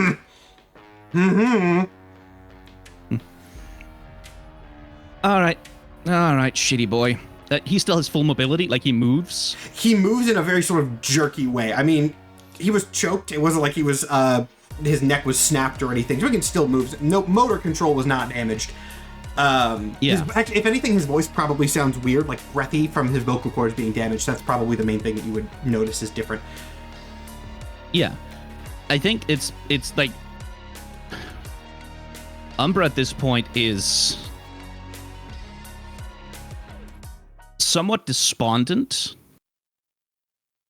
and like I'm gonna mark the hopeless condition here actually, and at this point determined to just simply drag Network so far down and so far deep that like again in the vain hope that nothing and no one can pry him back out far enough that he can influence the living world ever again. Very cool. You start going, right? As you start going, you can kind of sense Ereshkigal's presence around you. Not immediately like present in the situation. Like she's not standing there, right? But if you're going deeper, you start to feel something changing. And yeah, you can tell for the first time as you're going deeper with the knowledge that you have, with the dark vision you had earlier, like the Shadow Realm is the top layer of the Underworld. I will just 100% fully canonize that now. You are right now in a sort of almost purgatory-like realm. Ereshkigal pulled you in to be her eyes, right? To be her watcher. And the way that she did that was by making you a window. You are a window from the Underworld into the material plane. That is the nature of your powers. And right now, you are going deeper into that region, right? You feel as you're walking down souls, in a sense, other presences around you that do not seem to be doing well. This is not an area that good people go. This is not even an area that bad people go.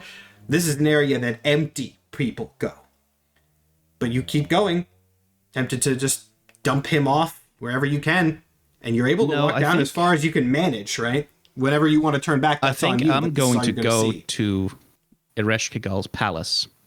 I don't know if you can necessarily... Well, nah, fuck it. You can find that. It's going to take you a bit of time, but you can find that. Yeah, like sort of honing in on like where her presence is coming from, right? You are able to find this massive, just out of nowhere. You walk through the shadows until you find this massive golden structure standing out entirely from everything else around. Clearly, being the only thing around, this has got to be where you're going, right? This is the dwelling of the Queen of Darkness, the Queen of the Underworld, Ereshkigal. Yeah, and if he can, like, he will drag Network all the way to the throne room. Yeah, I mean, screw it. If we're going to make this crossover a full-on crossover, you drag this corpse into this ominous golden building. You've never seen this before. You might have a vague sense of what this is supposed to be since you've researched it. You know this is Ganzir, which is Ereshkigal's mythological palace. It's not something that I made up. That's actual Mesopotamian mythology for those listening. And you drag him to this central room where you open up and see this very long throne room that starts out gold, but just has this smooth gradient into pure darkness at the back. And at the back of this empty void, floating in the center there, is this shadow darker than shadow that you have now come to know as Ereshkigal. Yeah, and like tying Network up in tendrils, and just sort of dumping him out on the floor. Tom just sort of sinks to his knees, and it's going to take him a second to collect whatever the hell he's even going to try to say to Ereshkigal. Mm-hmm. So if she has any reaction, she can do that before Tom does anything. She doesn't. No, not yet, at least. So like, I mean, you see her like look down at the body, but no words or communication. Tom is like collapsing to his knees and kind of just, Lady Ereshkigal, I don't know much about the ancient gods. Like the books, I don't know what you are or what you want or why you chose me. I guess I was convenient. That's fine. I have nothing to offer except myself. But I beg you, please, help me make the shadows safe from people like him. You see, from this darkness, shadow tendrils, much like your own, emanate forward and start wrapping around the body, as if to drag him backwards. I'm not going to protect him. Yeah. And as he is dragged off into the darkness, once again, he starts laughing. And as he is silenced by this weird field that he's being pulled towards, he shouts back towards you. You want to know the funny thing about all this, Tom? I can't see a thing of what's happening right now. And he is pulled into shadow. Yeah, and Tom just stays on his knees, waiting for Ereshkigal to ask him to do literally anything. We're going to cut back to that because it's been a bit. And that's also going to be something that takes you a while. You're going to be gone for a bit. This is going to go for a while. Whatever's happening in the real world. Here's where we get to do something real ominous, right? Ring Bear. You get ejected back out. You've just kicked Network's corpse trying to figure out if he's alive or dead, and then suddenly Tom throws you out of here. And as you look around to see what the fuck is going on, you're back in Network's office. You look over, just as your eyes are scanning at his computer, and just feel a little tiny twitch in your eyes. Anything specific on the computer?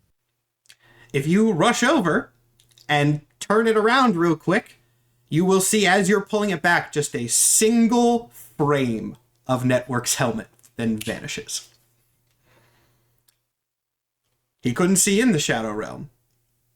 Never stated that he couldn't see out.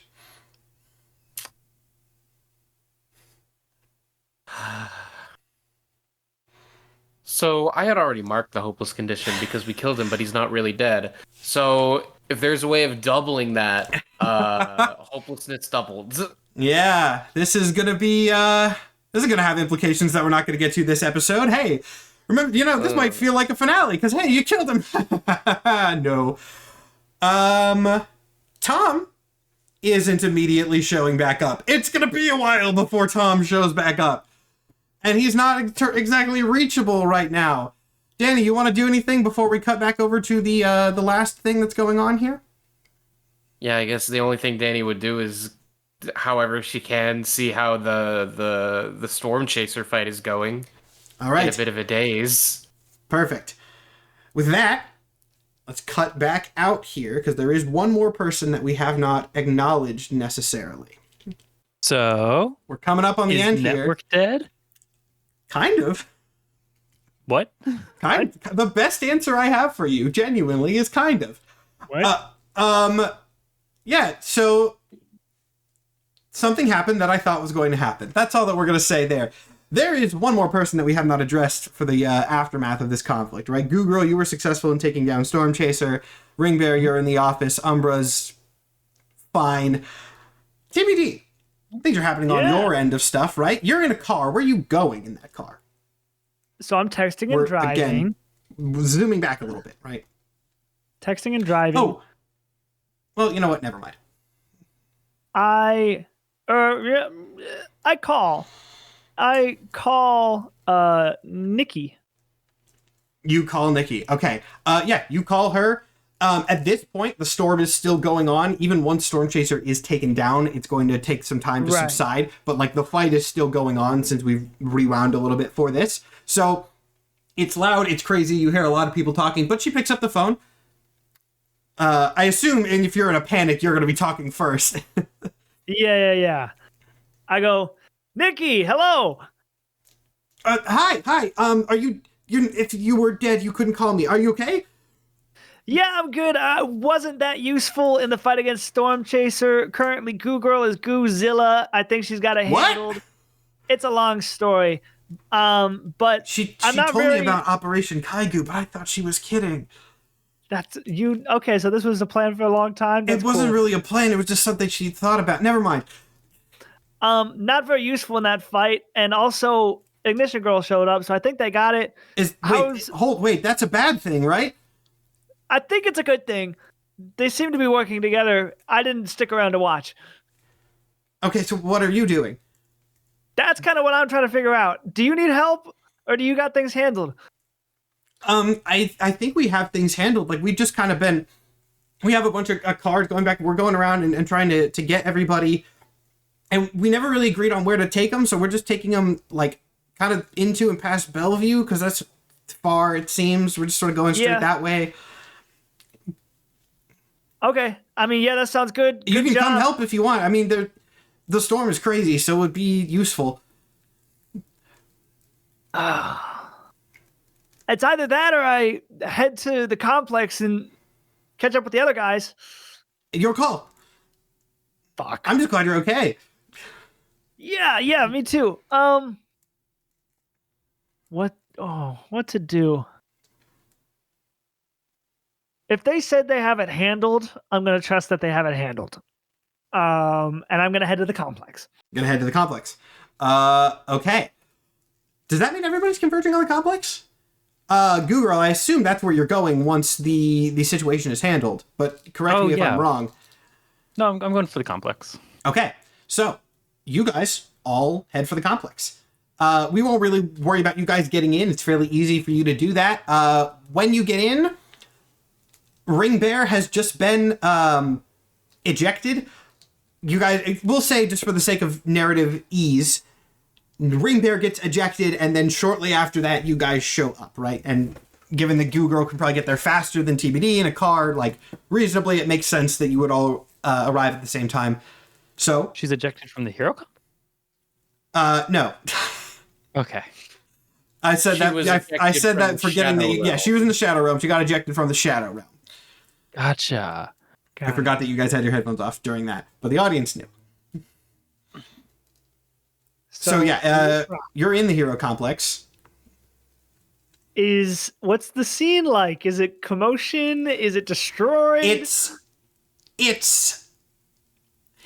commotion, but commotion not in a sense of people are running around trying to panic and figure out like trying to fix things. It is nobody knows what the fuck is going on commotion. Like there's some people sort of running around trying to like figure out something they can do. Some people are just kind of standing around confused. Commotion, but without a purpose behind it. I see. And you said Ring Bear is currently in the office. I will leave to Mike where Danny is going specifically from here. Umbra's out and going to be out for a bit. Oh, okay. okay. Yeah, and Danny basically would have been walking out of the office in a daze. So if you guys come in, she'll like lock onto you, but not really say anything. RB, are you okay? What happened? He's dead, but he's not gone. Dead but not gone. What does that mean? I saw him on the computer, and I choked him in the Shadow Realm, but the Shadow Realm is the afterlife, so he's not gone. He's in the afterlife? Wait, Yeah. Okay, so the Shadow Realm is the afterlife. That's where he is. Is that where Umbra is? I think he he took me out of it, so I think booted you he's out? still there. That's not good. was he okay? Was he doing something? I don't know. He was some Mesopotamian goddess of the underworld. The word I don't know. Ereshkigal. Oh, from Hellboy. Sure. How did your thing go? I turned into a giant monster and teamed up with Ignition Girl, and Stormchaser is maybe dead. I'm not really sure. I didn't check. Ignition Girl still hates me. It's extra my fault now. And our loved ones are safe. C-Team got them all. And basically took them outside of city limits. Good. Fuck, what do we do now? Well, that's what I was going to ask you. If if Network's in the Shadow Realm, that's where we need to be. We can't get Fat there without chance getting there without Umbra. Are we in danger here? Like, are these goons gonna jump us because you killed the network? I don't think they're ride or die like that. Gotta be honest. Okay. How public did this get? Did he like broadcast out that we were evil or anything? I said he was evil. No one's gonna know that he's dead / not dead. But I said it's all a sham. It's all a sham. So I don't know if we have this to fall back on. Okay. You seem pretty shaken up. I'm not gonna lie, Wing Bear. I choked him to death, and he didn't die. I guess that will do something to you. Yeah. You're in shock. Let's get you out of here, actually. Yeah, okay. Let's You get want you to just bring her with the others? I think we gotta. This is like a crisis situation, and being here is not gonna help. And I mean, we can just go take a car. I'm sure no one's gonna stop us at this point. Then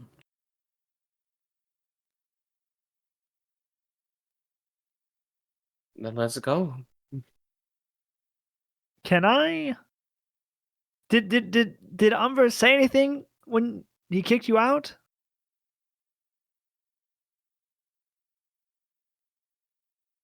Did he kick me out of where? Sorry? Kick you out of the Shadow Realm? Yeah, I think probably for my safety, but yeah. Was Network fighting him or like? He was limp. He didn't have a pulse. But he was still there. Yeah. There's no cell service in the Shadow Realm, is there? It's not like I can call him. No. That was kind of our whole plan. Yeah. He was on a computer screen. Why was he on the computer screen? He was on a computer screen in the Shadow Realm? No, in his office when I was ejected. Oh, Oh. we should go look at that computer. Yeah. It was just like a jump scare. I don't know. You can check it, but I don't know if it's still gonna be there. I'll go check. I'm gonna stay with you, Ring Bear. You don't look so good, actually. Okay. TBD, you go check the computer. Uh-huh. Seems normal. I mean, if you want to be real specific, like there's a webcam on it, which you would probably look for knowing his powers, but Right. seems But normal. I don't see like Network's face or anything. Things are concerningly normal. Well, maybe not normal. Everybody's rushing around, but like he's gone, best you can tell. So I have this homebrew ability called Duty Calls. Mm-hmm. You can sense when someone in a different scene needs defending and can appear in that scene just in time to help. Ah. Do I feel anything to that degree? Specifically relating to Umbra? So, now this was an ability that we homebrewed, and now I'm realizing I don't. There's a gap in it. When it's somebody, do you have to designate the person, or is it? I guess the idea would be you have to doesn't say I designate the do. person, but in this case, I'm actually gonna go ahead and establish something. That's very mean of me, but I'm establish something regardless. You try to reach out with your powers, right? And when you do that, your nose immediately starts bleeding again. And as you kind of like sit down and process that for the first time, you realize that like your chest kind of feels a little bit weird. And if you like take a look at it, it's like not normal. It's like an almost sort of rubbery substance because you took a full-on lightning bolt to the chest not too long ago. and your power is activated to save you then, and the energy has been pretty well expended. Your danger sense has not been on for a fucking while. Great. That's not good. I steal a Kleenex from Network's desk. And like get my shit right. We threw you at somebody without. So do I get the impression that my powers, or that at least that danger sense, hasn't been on this whole time, or am I getting more of a sense that that strike took a lot out of me? I don't know if I have powers at all right now. I don't think you have enough of an understanding regardless. I think you can tell that, like, if you have them still, they're more focused on you because they're being used to maintain you. Got it. You took a max hit, so... I did. I guess there's fucking nothing I can do. If Umbra's in the Shadow Realm, I have no way of getting to him. Yeah. Wait, has it been established that Umbra can communicate to people outside of the Shadow Realm while in? Doesn't he do that with Ghostlight? I is that don't believe so, no. No, I cannot speak out of the Shadow Realm by any, at least not any means that I have access to right now. Yeah. Got it. I'm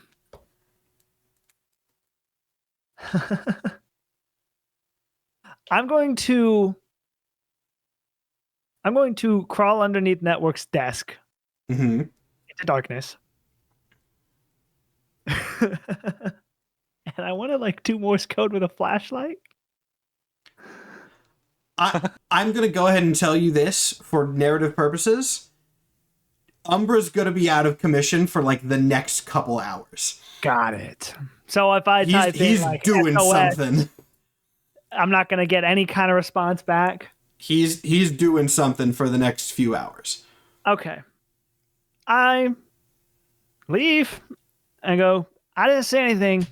So, and I tried to communicate to Umbra and got nothing. So I guess we just go reconvene with the others?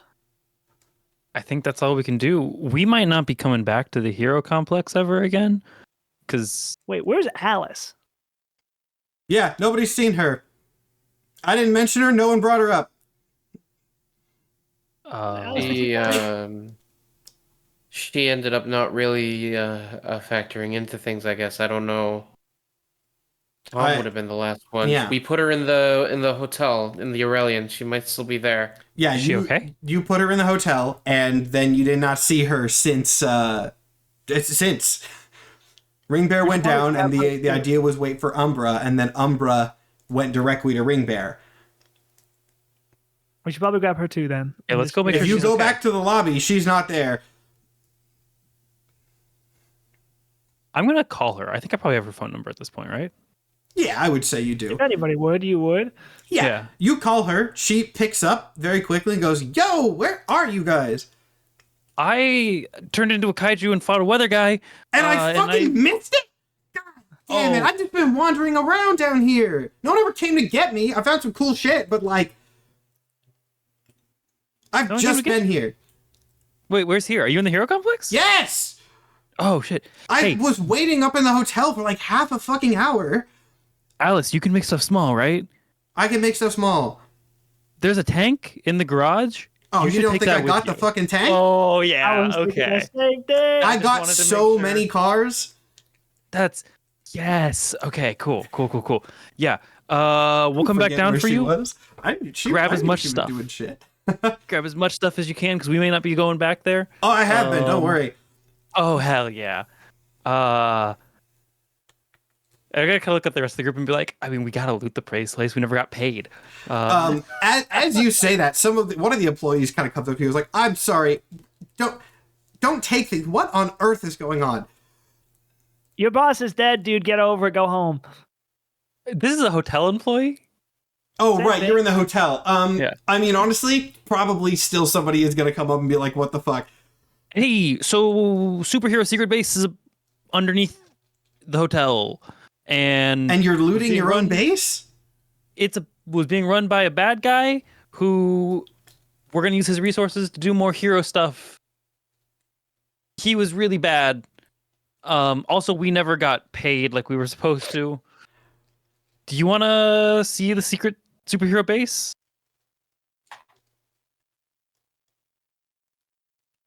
Yeah. All right, we're going back down anyway. Come on. This baffled regular man just kind of like goes along with this. I would. Now I will go ahead and tell you this. You can have any character moments in this, but like Network is for all intents and purposes gone, right? And it will be like for the next several hours, like shit, he's gone. So whatever sort of reactions or character moments you guys want to have to that is up to you. The reason I say several hours specifically is because it is going to take a few hours for Umbra to come back. So that's sort of like the hallmark of where we will pick things back up just because of that. So until you guys have a few hours of Network is for all intents and purposes as best you guys can tell dead. Do with that what you will. Well, in TVD's opinion, I'm just waiting for Umbra. So I want to go back to the others, make sure we're all in one spot or we're all safe. We're on a safe location, and just wait to hear back, or assume he'll pop out of a shadow somewhere. When you say others, do you mean the others in the hero complex or everybody? I mean, like our family and friends, and Nikki and the professor. Okay, so that's going to be a little harder. Why is that, Matt? Let's handle other stuff first. Anyone else want to do anything? Actually, that's all I want to do. Yeah, I figured, but anybody else want to do anything really quick? Except for Umbra? Umbra's busy? After grabbing Alice, I figure, we probably have enough cars and equipment that we can also go back and meet up with our friends who are fine. Yeah. While they're coordinating travel, Danny just sits on a couch in like the common area of the hero complex, just staring at her mask in her hands. You will have to. I suppose we have hours. Okay, You do. Taylor will. Danny has some time to brood. Taylor will approach Danny in some downtime, whether it's in a car ride to our totally fine family and friends, or what have you, while Goo Girl and Alice are looting. At some point, I will reconvene with Danny and be like, taking it pretty hard? They say the ring bearer is cursed. Wrestlers have died, suffered injury. I killed my mentor. My greatest villain died at my hands, but it failed. I've never believed the curse more than I do now. We don't know if it failed. We just don't know exactly what's going on with Umbra. If he's dead but in the shadow realm, that's still better than him being fully alive, in my book. It's not exactly the win we were hoping for, but he's nothing without his network, right? It's got to be kind of good. I'm just sick of being in the dark. Yeah. But you did good. We're doing a good thing. This is all a good thing. That It's waits hard. to be seen.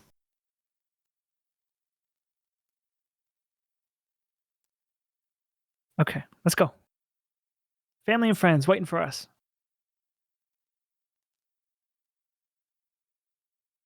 She will follow you. She will follow whenever we decide to reconvene with friends and stuff. Just not All right. terribly responsive. Goo Girl, are you going with that, or are you doing like anything helping Alice loot? What's the situation? Look, I think Goo Girl would help Alice loot until her friends start leaving, and then be like, "Come on, let's go, make sure everyone's okay." Got it. And hopefully Alice comes with. She got a lot of cars. What more do you need? Yeah, she'll come with if you invite her. Yeah. So with that, Superhero. you guys get into a car. Alice can bring one out, whatever. You've got cars available. And you go towards the meeting point. Now, again, it was not established beforehand.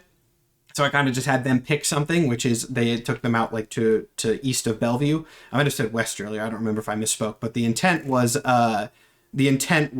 east of Bellevue, which is far, far out to the east of Seattle, right? You guys head that way, and you do find you got instructions from the professor. We'll say the professor sent you something, and you're able to find the tiny building, like a fucking cafe or something, where everybody is staying. They're not staying out in the open. Everybody's there, family, friends, siblings.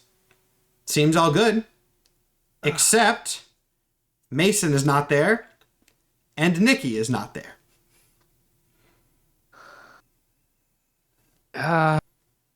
Damn it. The professor, at seeing the car show up, kind of assumed it's you guys. No one else is coming here, and rushes out to meet you guys and goes, "Oh, good. Everything seems like it went." She looks over your faces. Well, enough. Enough. I saw the storm starting to subside. I take that as good. And I saw your broadcast, Danny. That was well spoken. Thanks, Professor. Where's Nikki? I was kind of hoping that she was with you. Last we heard from her, she went to pick up Mason. He was feeling tired and wisely called for somebody to take him back rather than him driving himself. Nikki volunteered.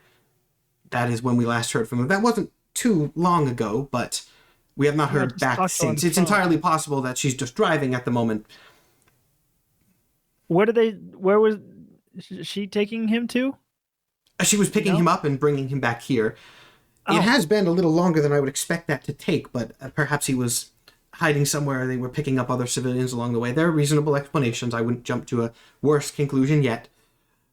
For sure, If he for sure. does I sleep. dial. Yeah. I'm calling Nikki.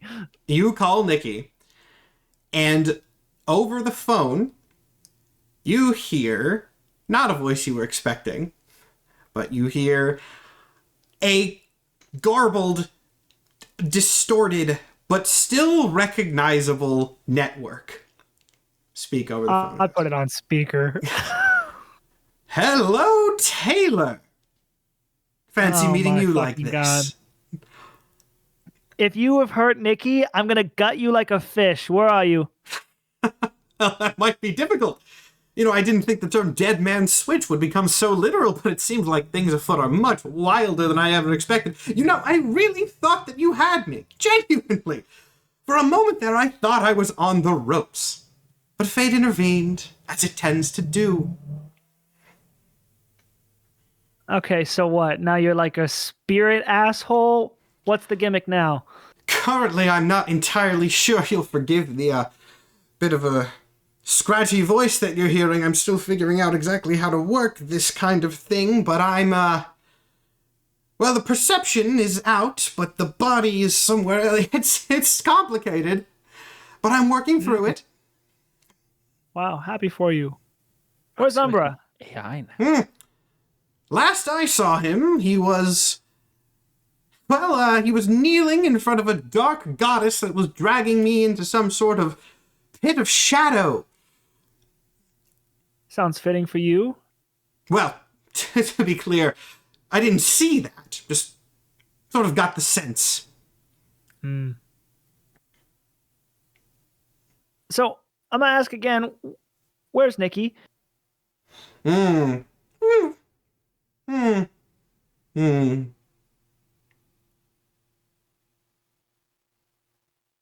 Do not make me ask a third time, or I will jump through the phone, which might be something I can actually do. We'll both find out.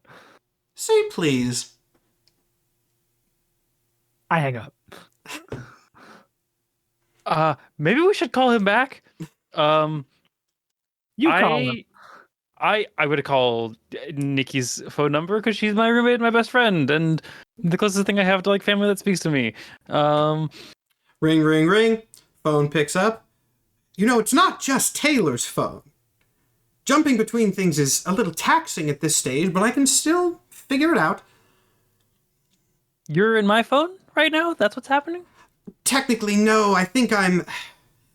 Well, I was dead briefly, but my powers were still working, so I jumped into Danny's vision, then Danny was ejected promptly, and I didn't get my signal cut off, so I just kept jumping, and... Well, it's real complicated, like I said. Forgive the vague description, but that's all I've got for you. He's a poltergeist. Okay. And so you were jumping, and now you're here. And do we see the professor's van, like the something cage van? Yeah. It will say that that's what she was driving. If I just walk the phone with network in it into the Faraday cage van? You can try that, yeah. Yeah, I'm just gonna walk. I'm just be like, okay, so you're in this phone. That's so crazy, and I'm so upset that you're right here in my phone. And Faraday cage. Chug it in, slam the door.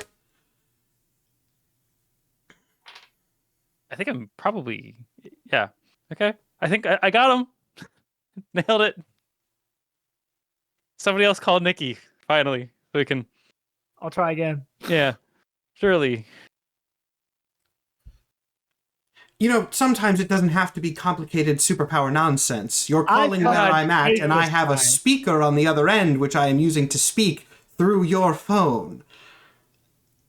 Okay, I'm not in your phone network. Believe me, if that's something I can do, you will have more troubles. But maybe I'll figure it out one day.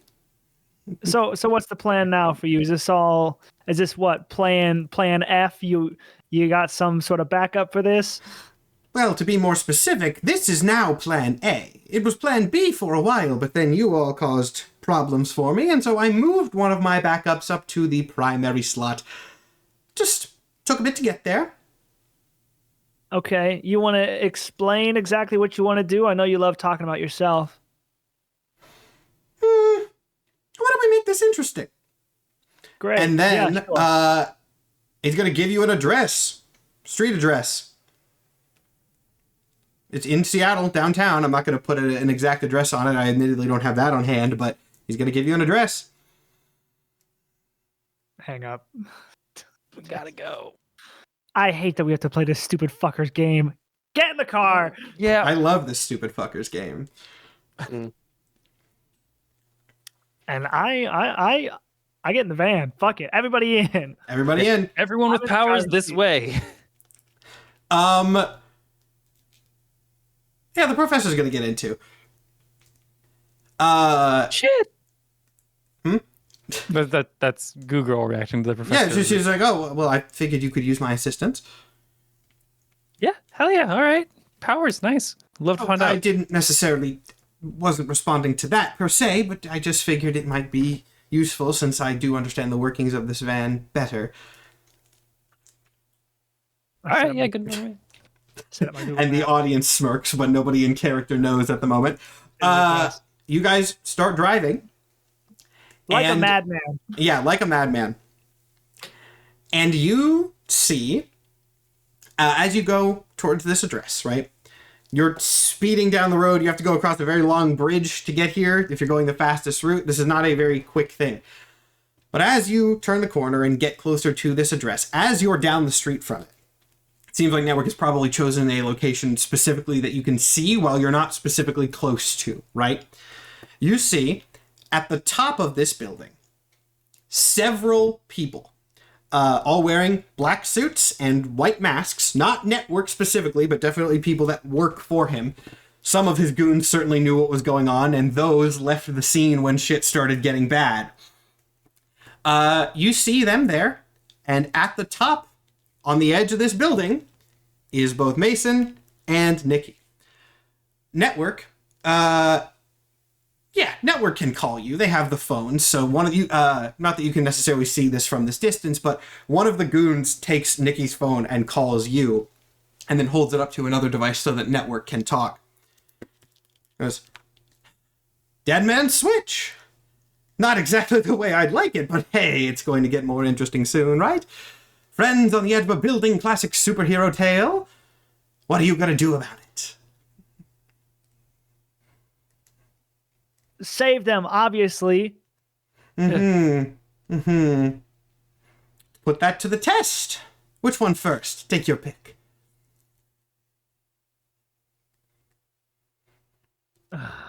Fuck you.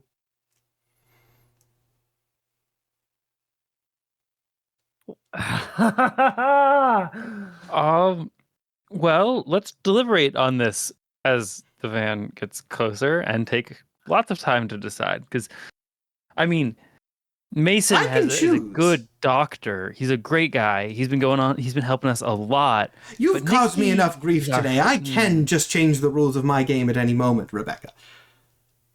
It's fun to string you along, but that string is only a fixed distance. I'm gonna start climbing out on top of the van. The goons on top are going to see that. Communicate that to Network and go, all right, fine. If you don't want to play, we'll just do it this way. And then one of the goons is going to shove Nikki off the building. Cool. I would like to do something about that. I figured, yeah.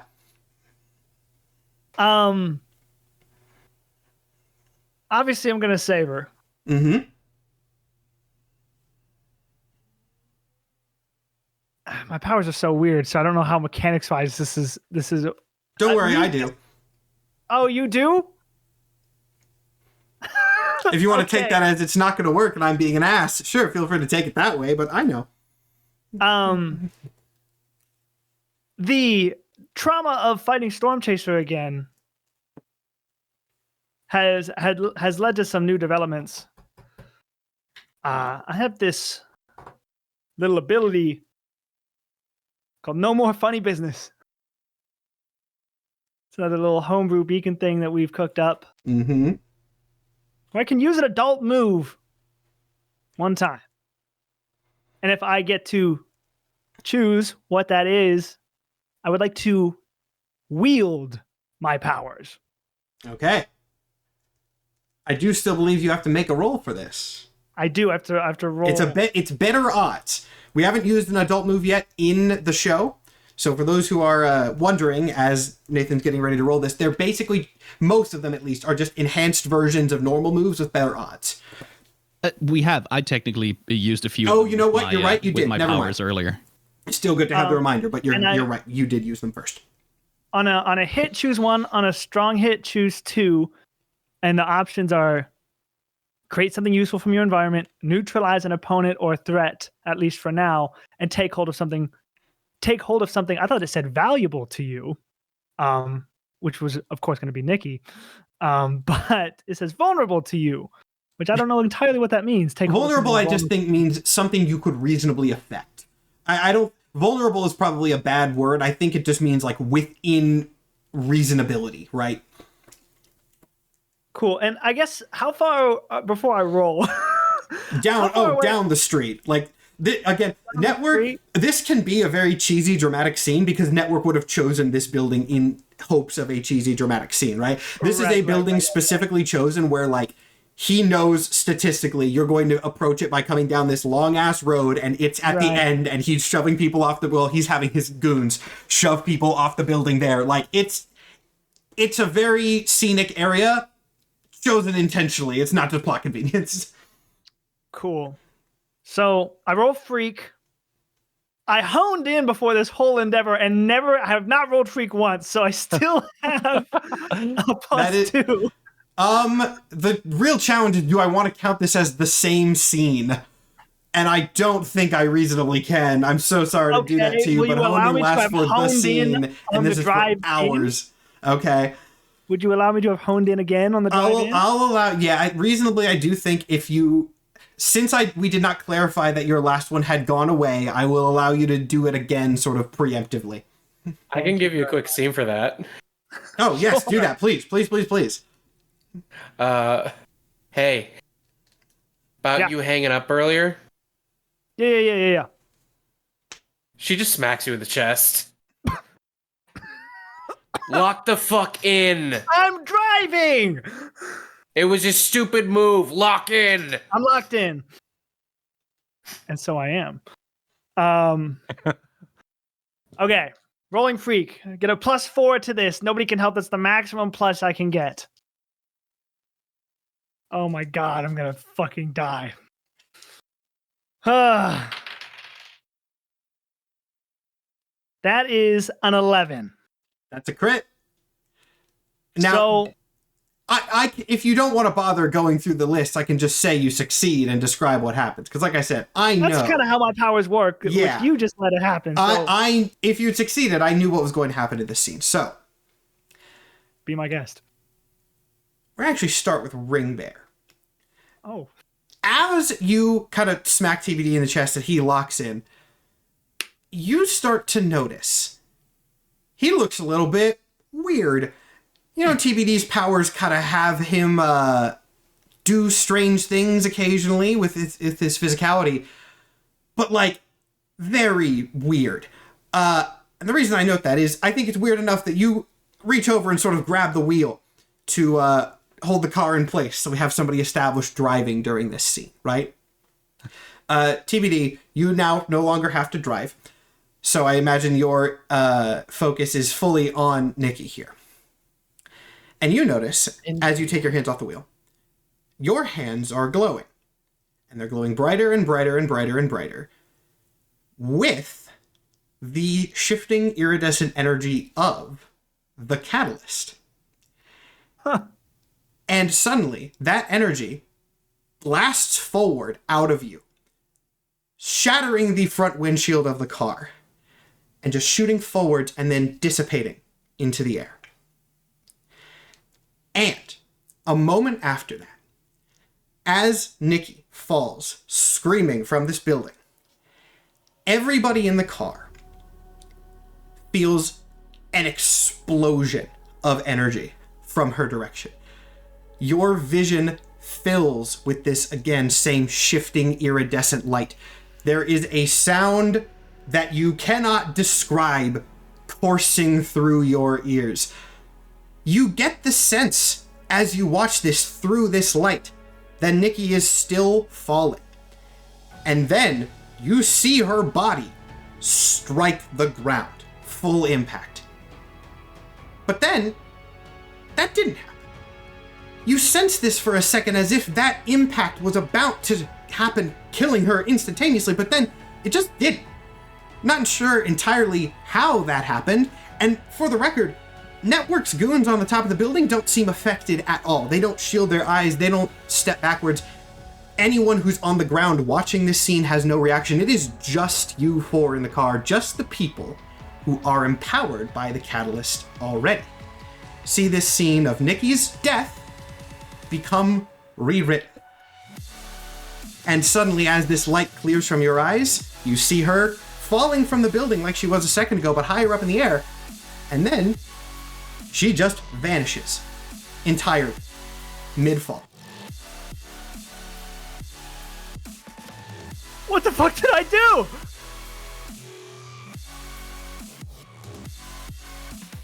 No, What? Did y'all see that?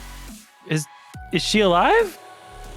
After a second, you hear another scream. A continued scream, almost, as if the scream that was coming from Nikki, which got cut off by her vanishing, started again.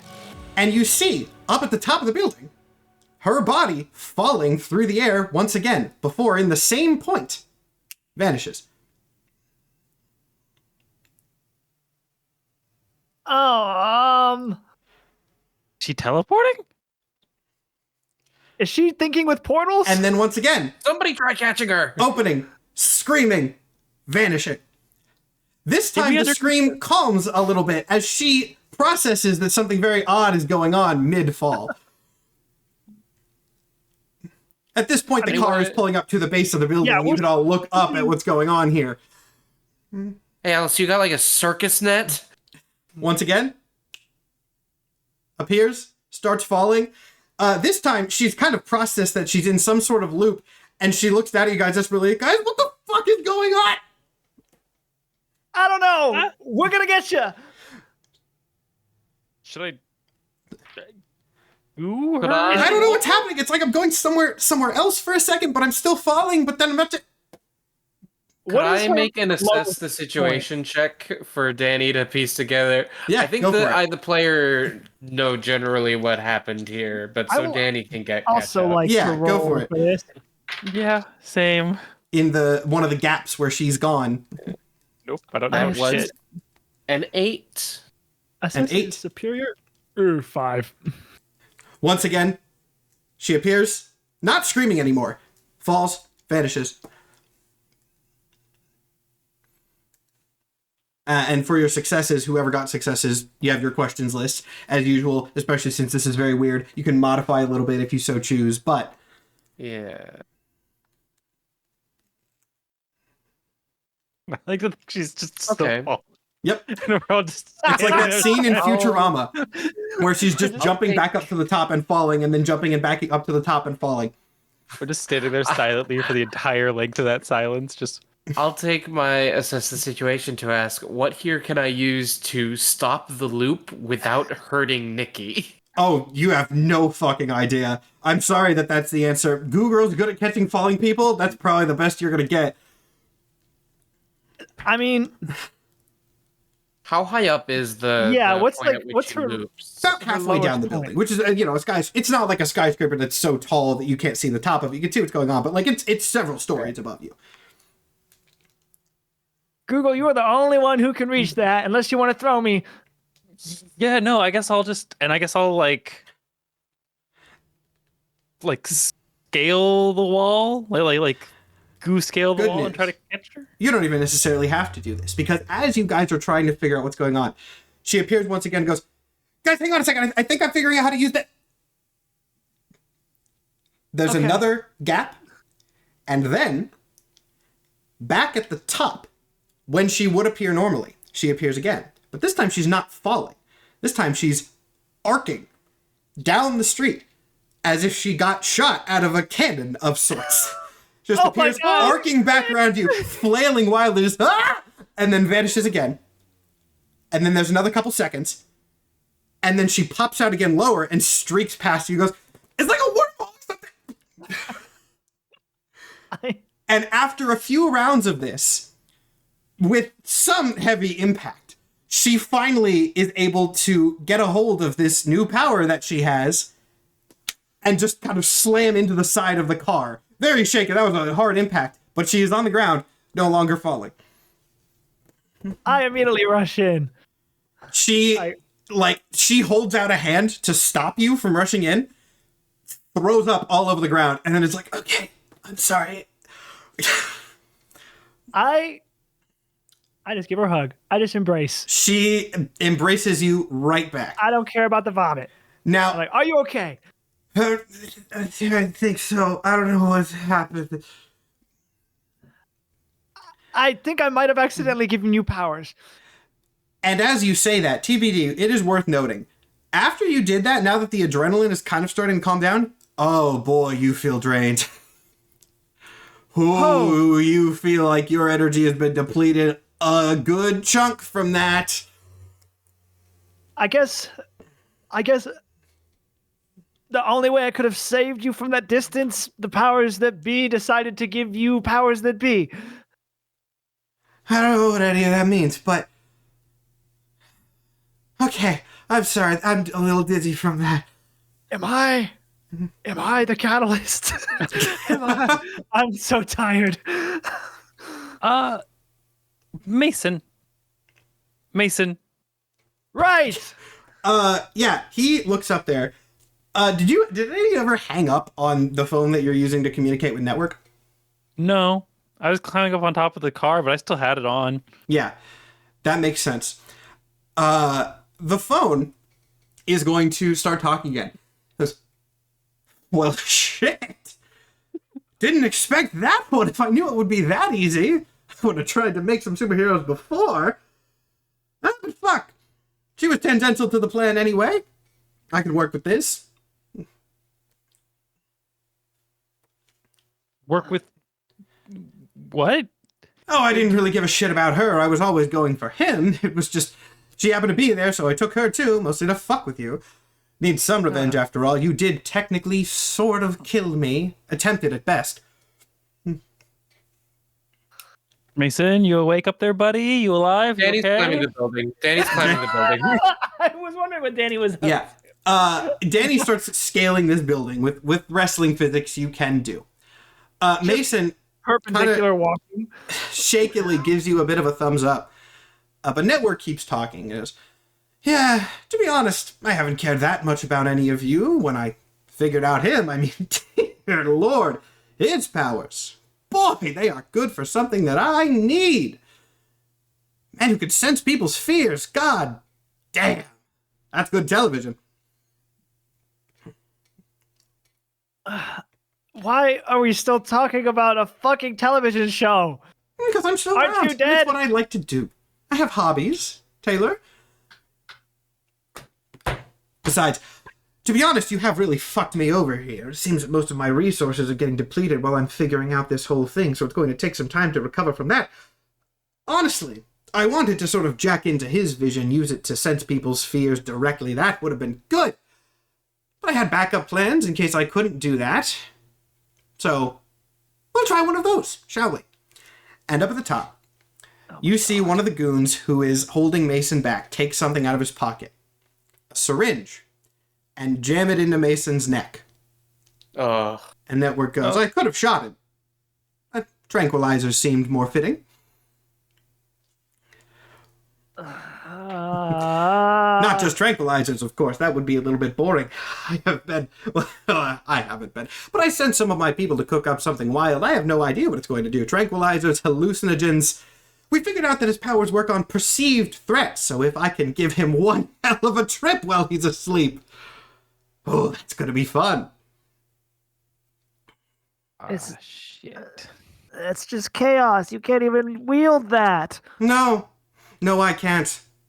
But every single fucking person on the planet's going to be tuning in. I might not be able to make an in-person appearance, but I think I can figure out a way to narrate. And boy, getting a fear reading on the population of an entire city at once, that's some damn good market research.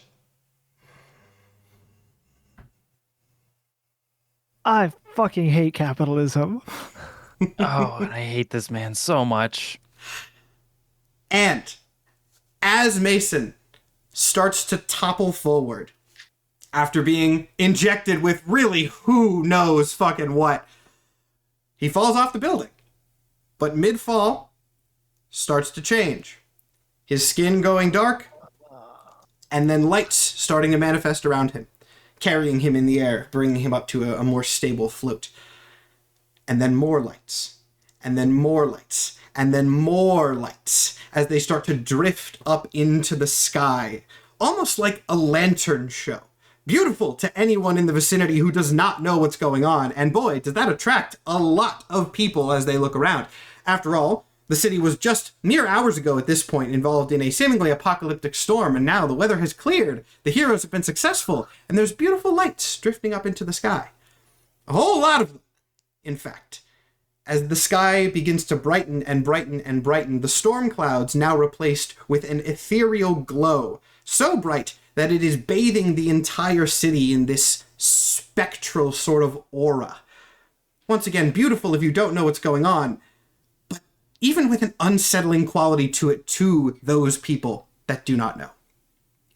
Mason, in his ghost-like form, starts to drift up with it, the edges of his form blurring and shifting, like a person trapped in a night terror and trying to fight off whatever is haunting them, twitching more than you've ever seen him twitch in his usually total stable form.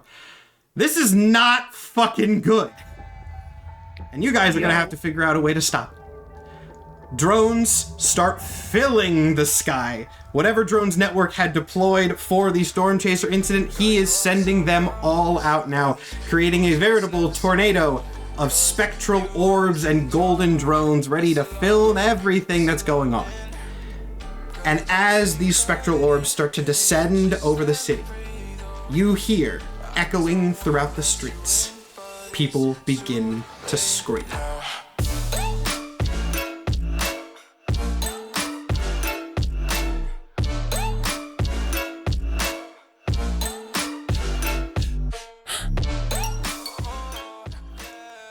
Network's final plan is in motion. He is going to scare the fuck out of an entire city.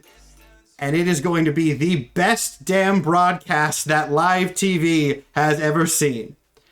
That is the end of our episode. Tune in next week, everybody, for the final episode, Power Play Episode 10, Kill the Lights.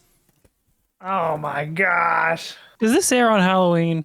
Are you so clever? I No, think no. I think we're a little too far. I out for wish. that, We're a little Yeah. late. We're a little late for that. Oh. But the vibes are there. The vibes are definitely there. And the great thing is we're filming this tomorrow. You guys don't have to wait. The audience Yeah, has to we wait get a week. to let's fucking go, by the Yeah. way. Good night. Exciting for Listen, us. I don't We're have anywhere to recording. be. I'm going to need some planning because you guys It's did 5 shake a.m. some Who things cares? up. Go time. Yeah, this is a cool one.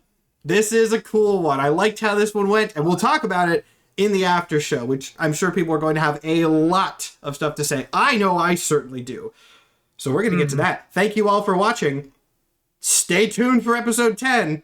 It's going to be a good one. We'll see you all later. Bye.